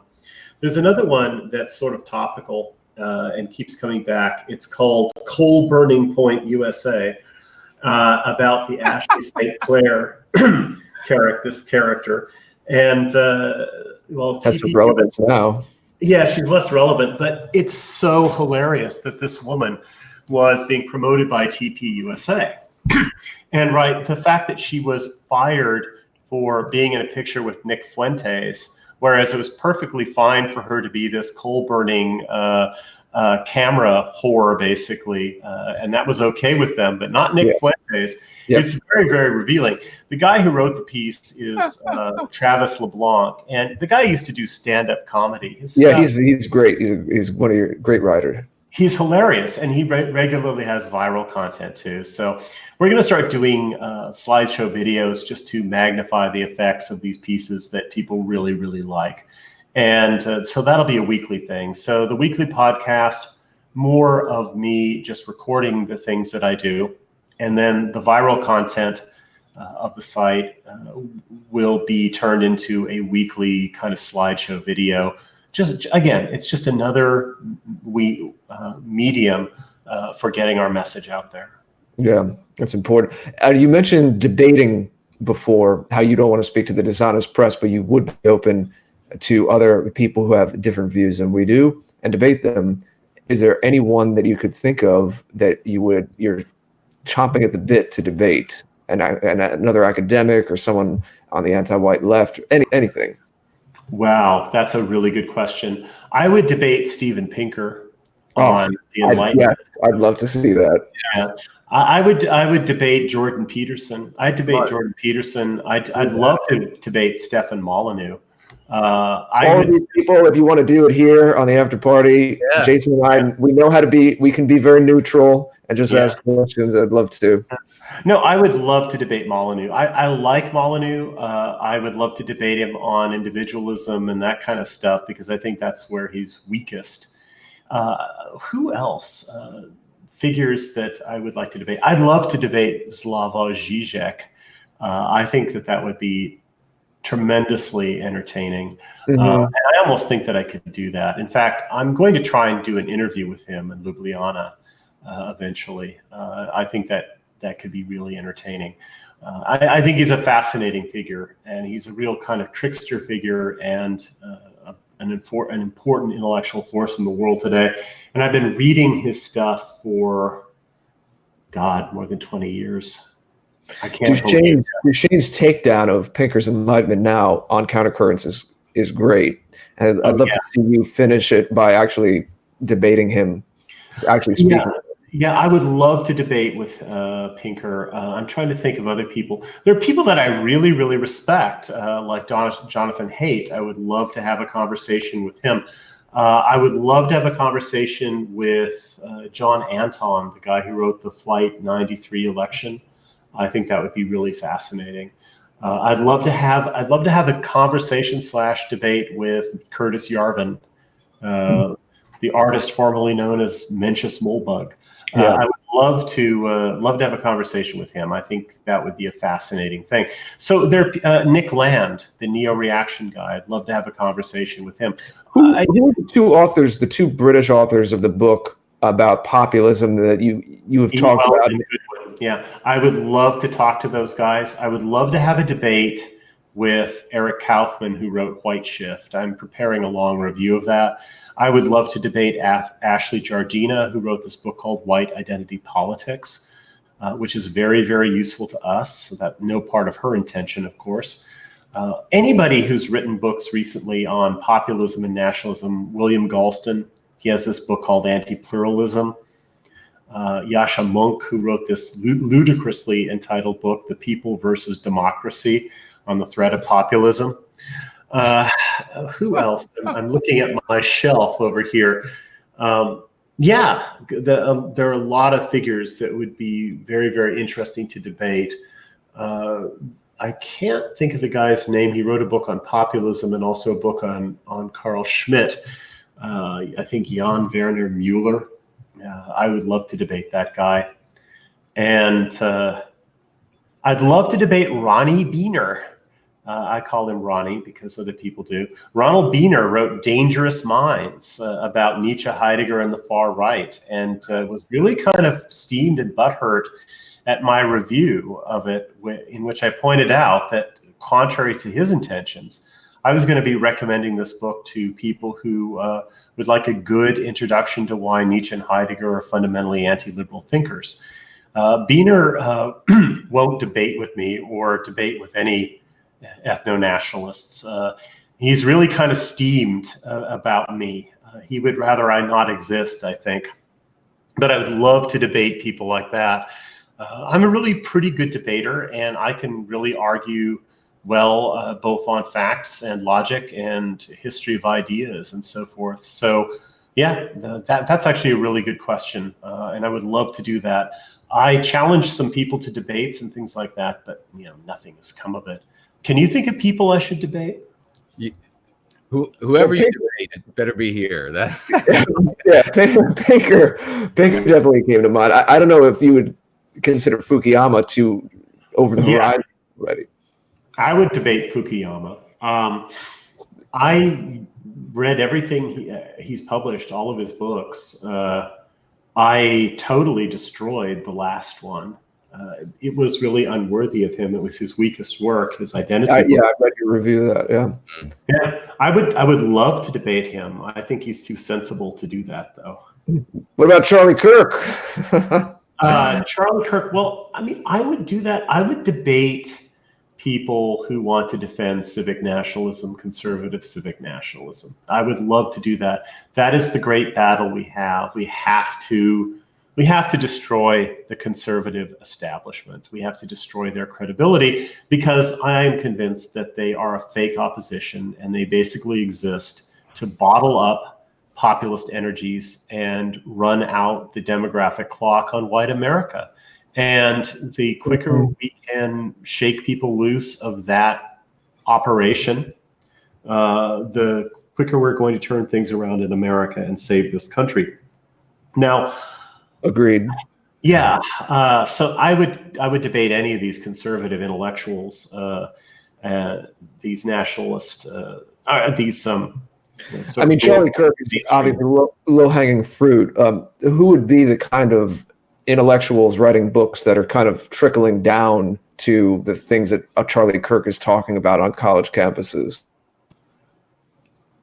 I would really like to know if there are serious intellectuals who are defending civic nationalism, besides, say, Fukuyama and Galston.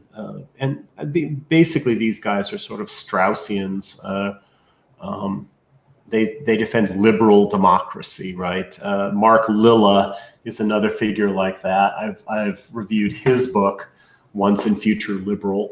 And did we mention Ben Shapiro? Did anybody mention that? Little Ben Shapiro, breathless, no one mentioned. Sweaty little Ben Shapiro. I'd love to debate little Ben. I think that would be very That would be fireworks. Yeah. I would like that. Yeah. Greg is so cool and calm and speaks at a nice pace, and I can't even. Shapiro, he's just anxiety inducing, just listening to the tone of his voice and his neuroticism. I mean, he's just this little wound up ball of Jewish neuroticism. Yeah. Well, it'd be entertaining. I'd love to do that. Honestly, I debate all these people.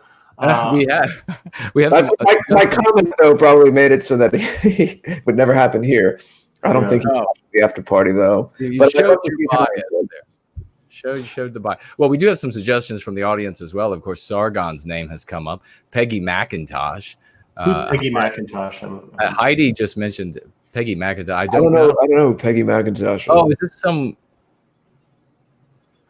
Is this the woman who goes around to, I guess, universities, vehemently anti-white, talking about how absolutely evil? HR on steroids. What about Tim Wise? That'd be funny. Yeah, I'd feel kind of like unclean after talking to. Yeah, Peggy McIntosh is the woman who wrote about white privilege. My paper that I was going to give in Oslo deals very, very much with Peggy McIntosh. I'm sorry, I just sort of misheard the name because it was so close. But yeah, Peggy McIntosh. Yeah, that's actually a great idea. Well, I am debating Peggy McIntosh in the form of an essay.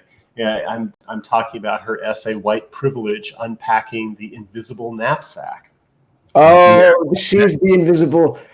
Yeah, I was wondering what was on my back, guys. It was so heavy. Yeah. She's the one that was pointing out this thing I just can't get off. So I have this thing on me, but I can't see it.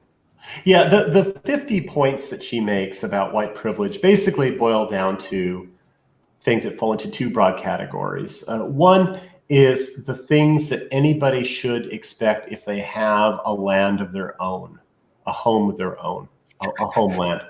And the other forms of white privilege really are just not being Black.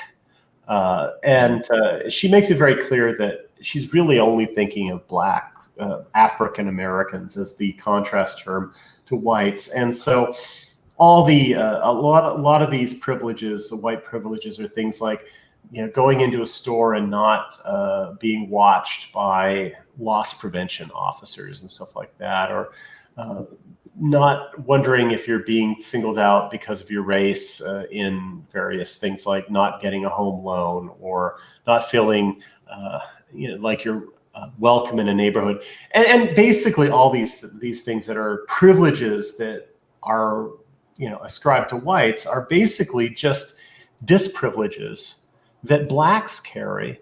And unfortunately, those disprivileges that Blacks carry are based on very good reasons. Because Blacks are more inclined to commit crimes. Her points could be said of Indians or Japanese. Yeah, exactly. Blacks are more likely to commit crimes. They're more likely to be financially irresponsible and not pay back loans. They're more likely to be bad neighbors. And so one of the forms of white privilege she lists is not being called a credit to your race when you do good things. Well, I mean, that's just not being Black, right? And the reason why good Black people, upstanding Black people, are called credits to their race is because there's so many discredits. And this is not the fault of white people. And so, I mean, half of the things she complains about can be really just dismissed by saying, look,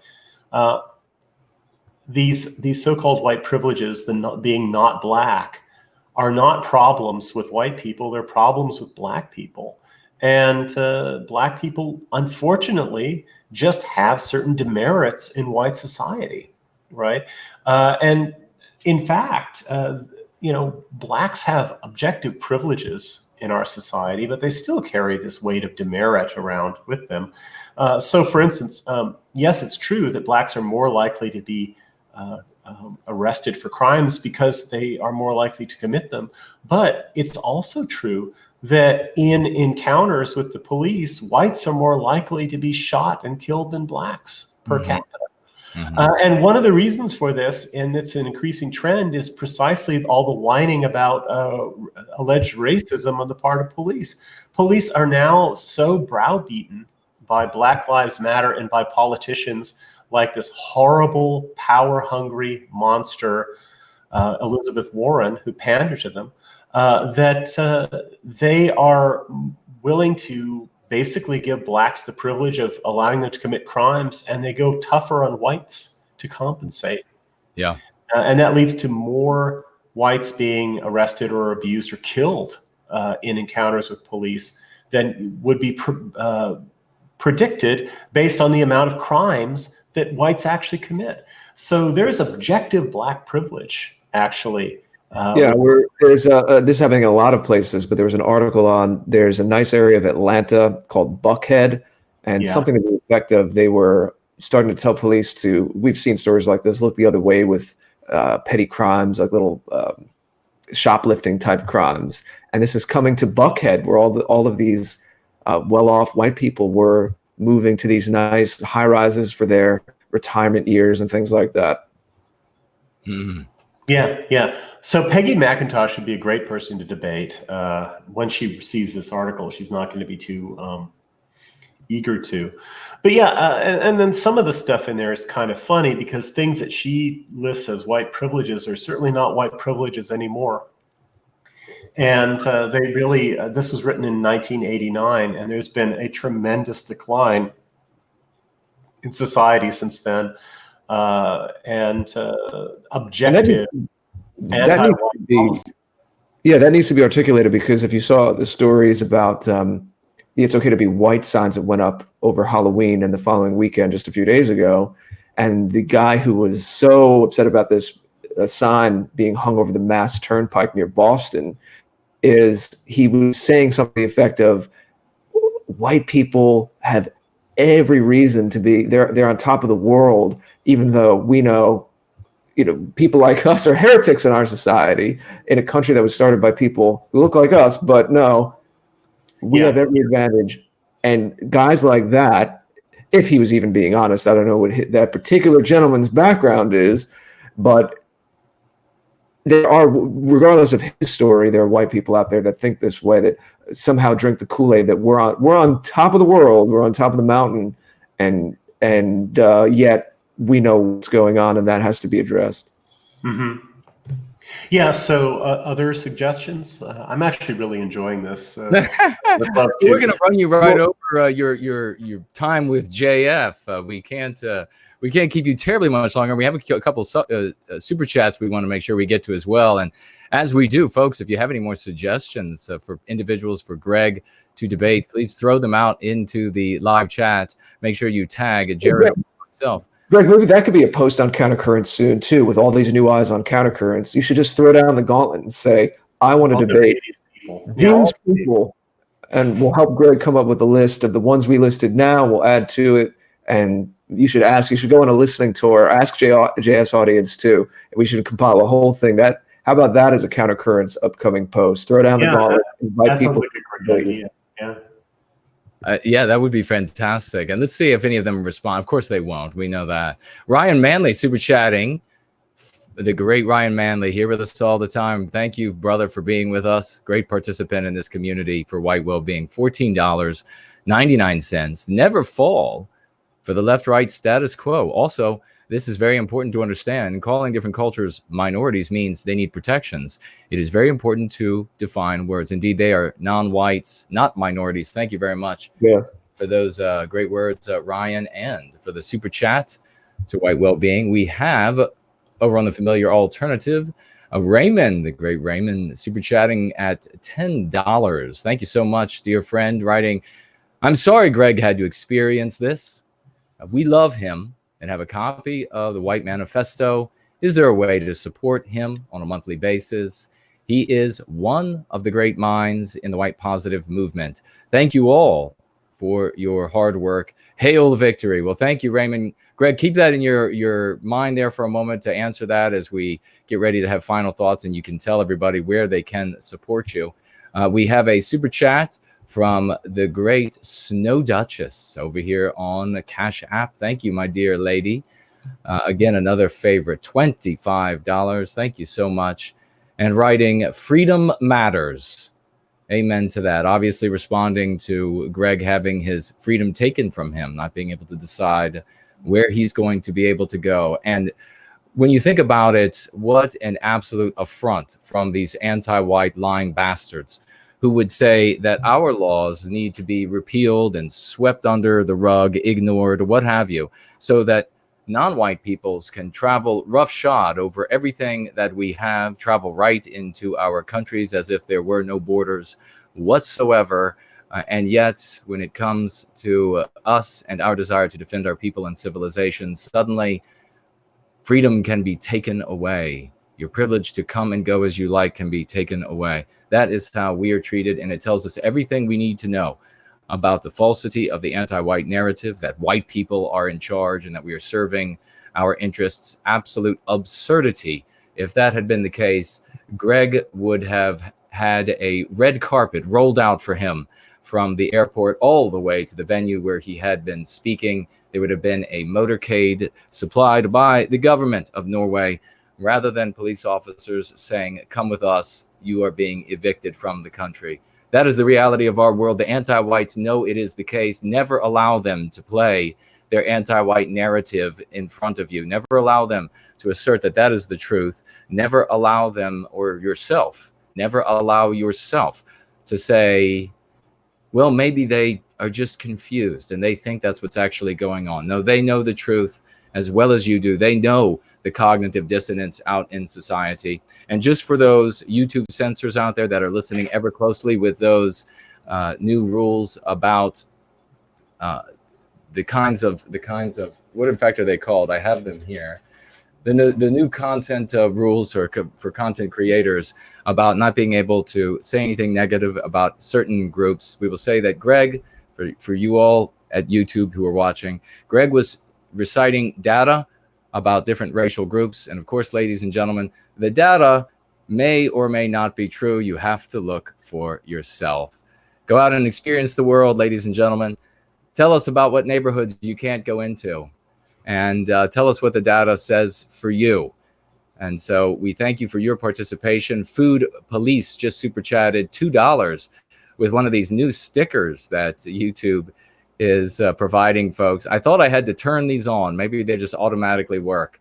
But thank you for super chatting with the $2.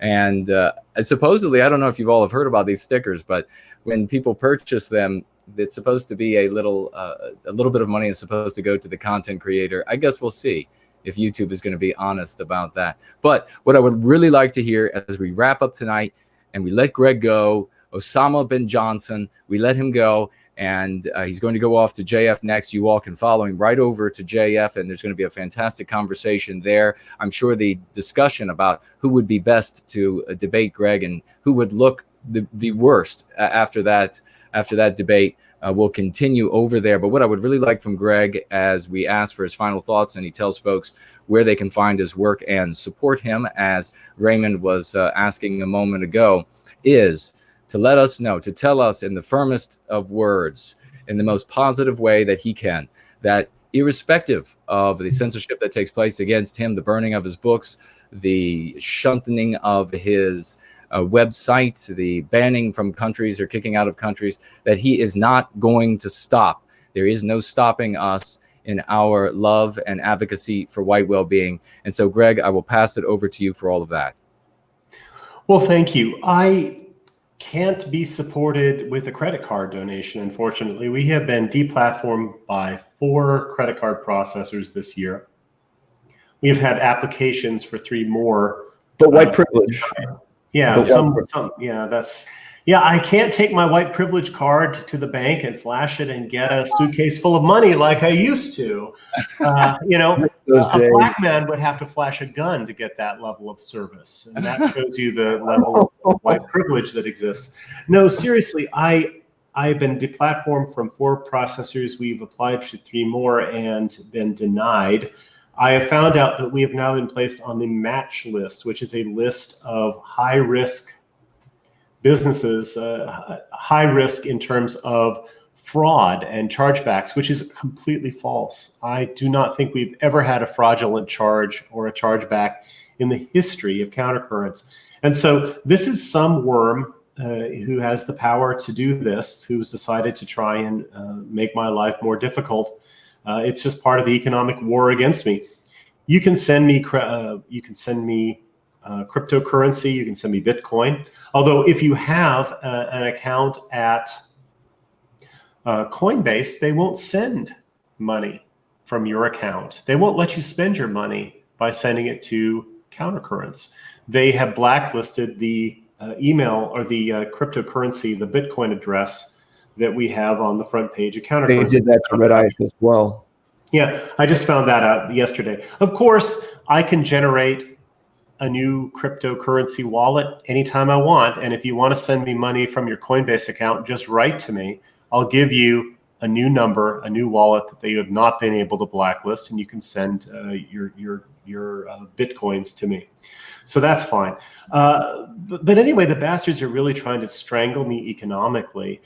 You can still send money to my P.O. box. It's on the Countercurrents website. It's a box in San Francisco. Somebody checks that regularly and forwards the contents on. And you can send checks and money orders. One way that you can support me is just to, if you have like Chase or something, a Chase account, you can get these services where you can sign up for a monthly paper check to be made out to me or to Countercurrents, whatever, and just mailed every month. And you can sign it, set it up, and forget it. It's as simple as signing up for a credit card donation. That would be enormously helpful. So cryptocurrency and the old-fashioned mail are the two ways that you can really send money to me. If you want to talk about making a larger donation, we can talk about bank transfers and things like that. They haven't been able to stop me from doing that, not yet. So we are really being economically throttled this year, though. The amount of censorship and deplatforming is off the charts.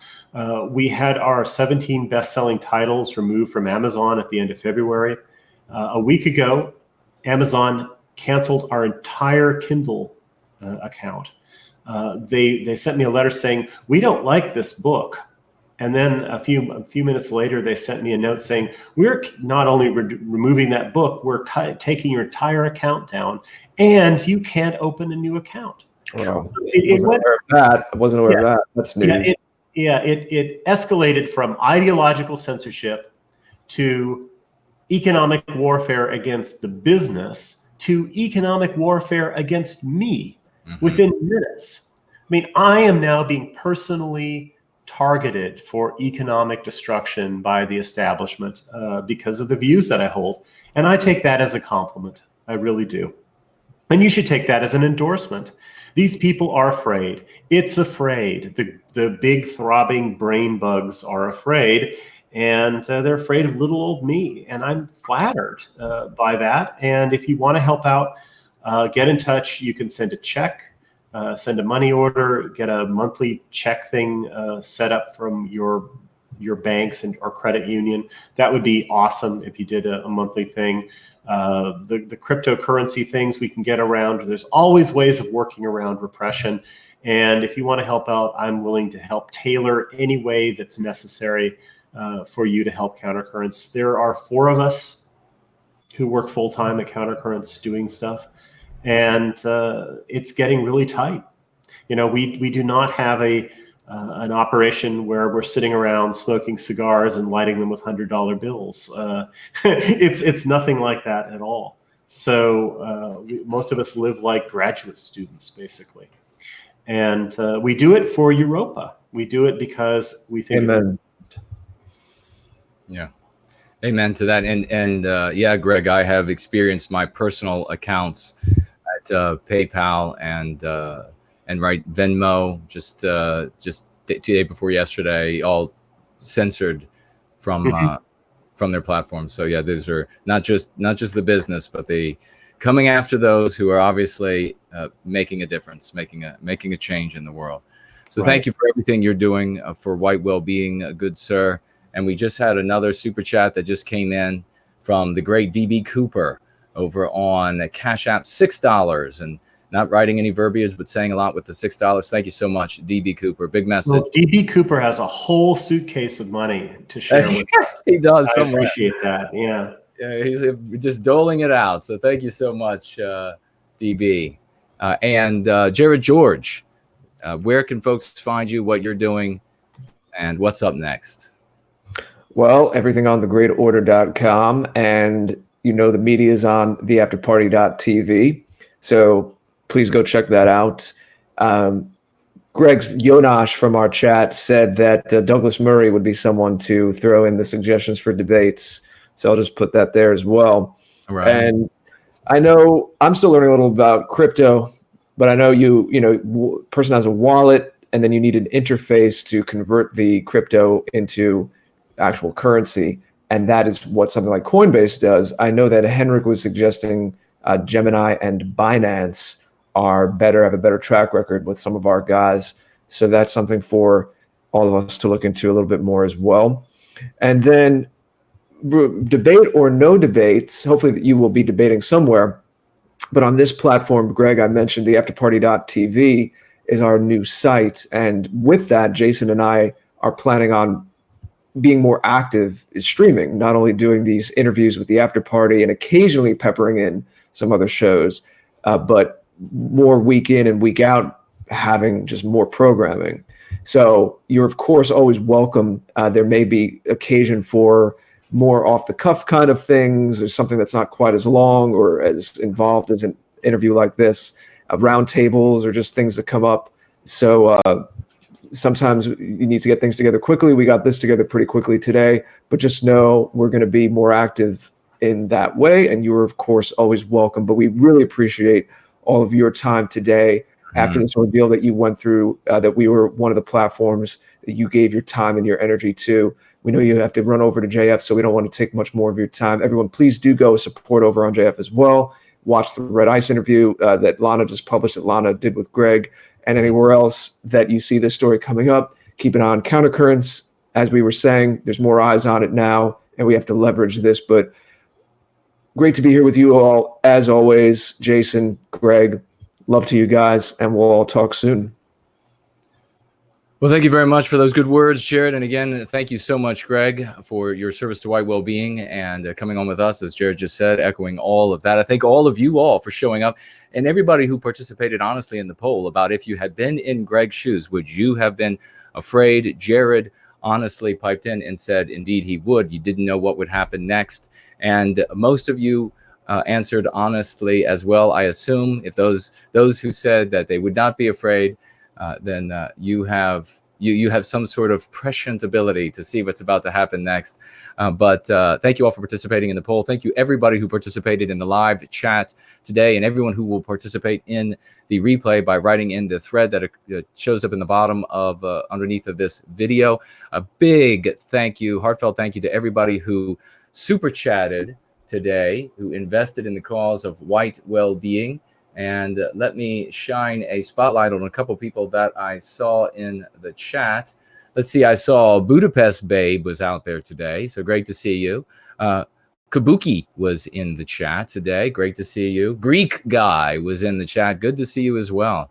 So thank you all for being here. Big thanks to Seaver for modding today all by himself, as far as I could tell, doing a magnificent job as always. It can be a thankless job, but we don't let any job be thankless here on the After Party. So thank you all for being here, and we look forward to seeing you all next time.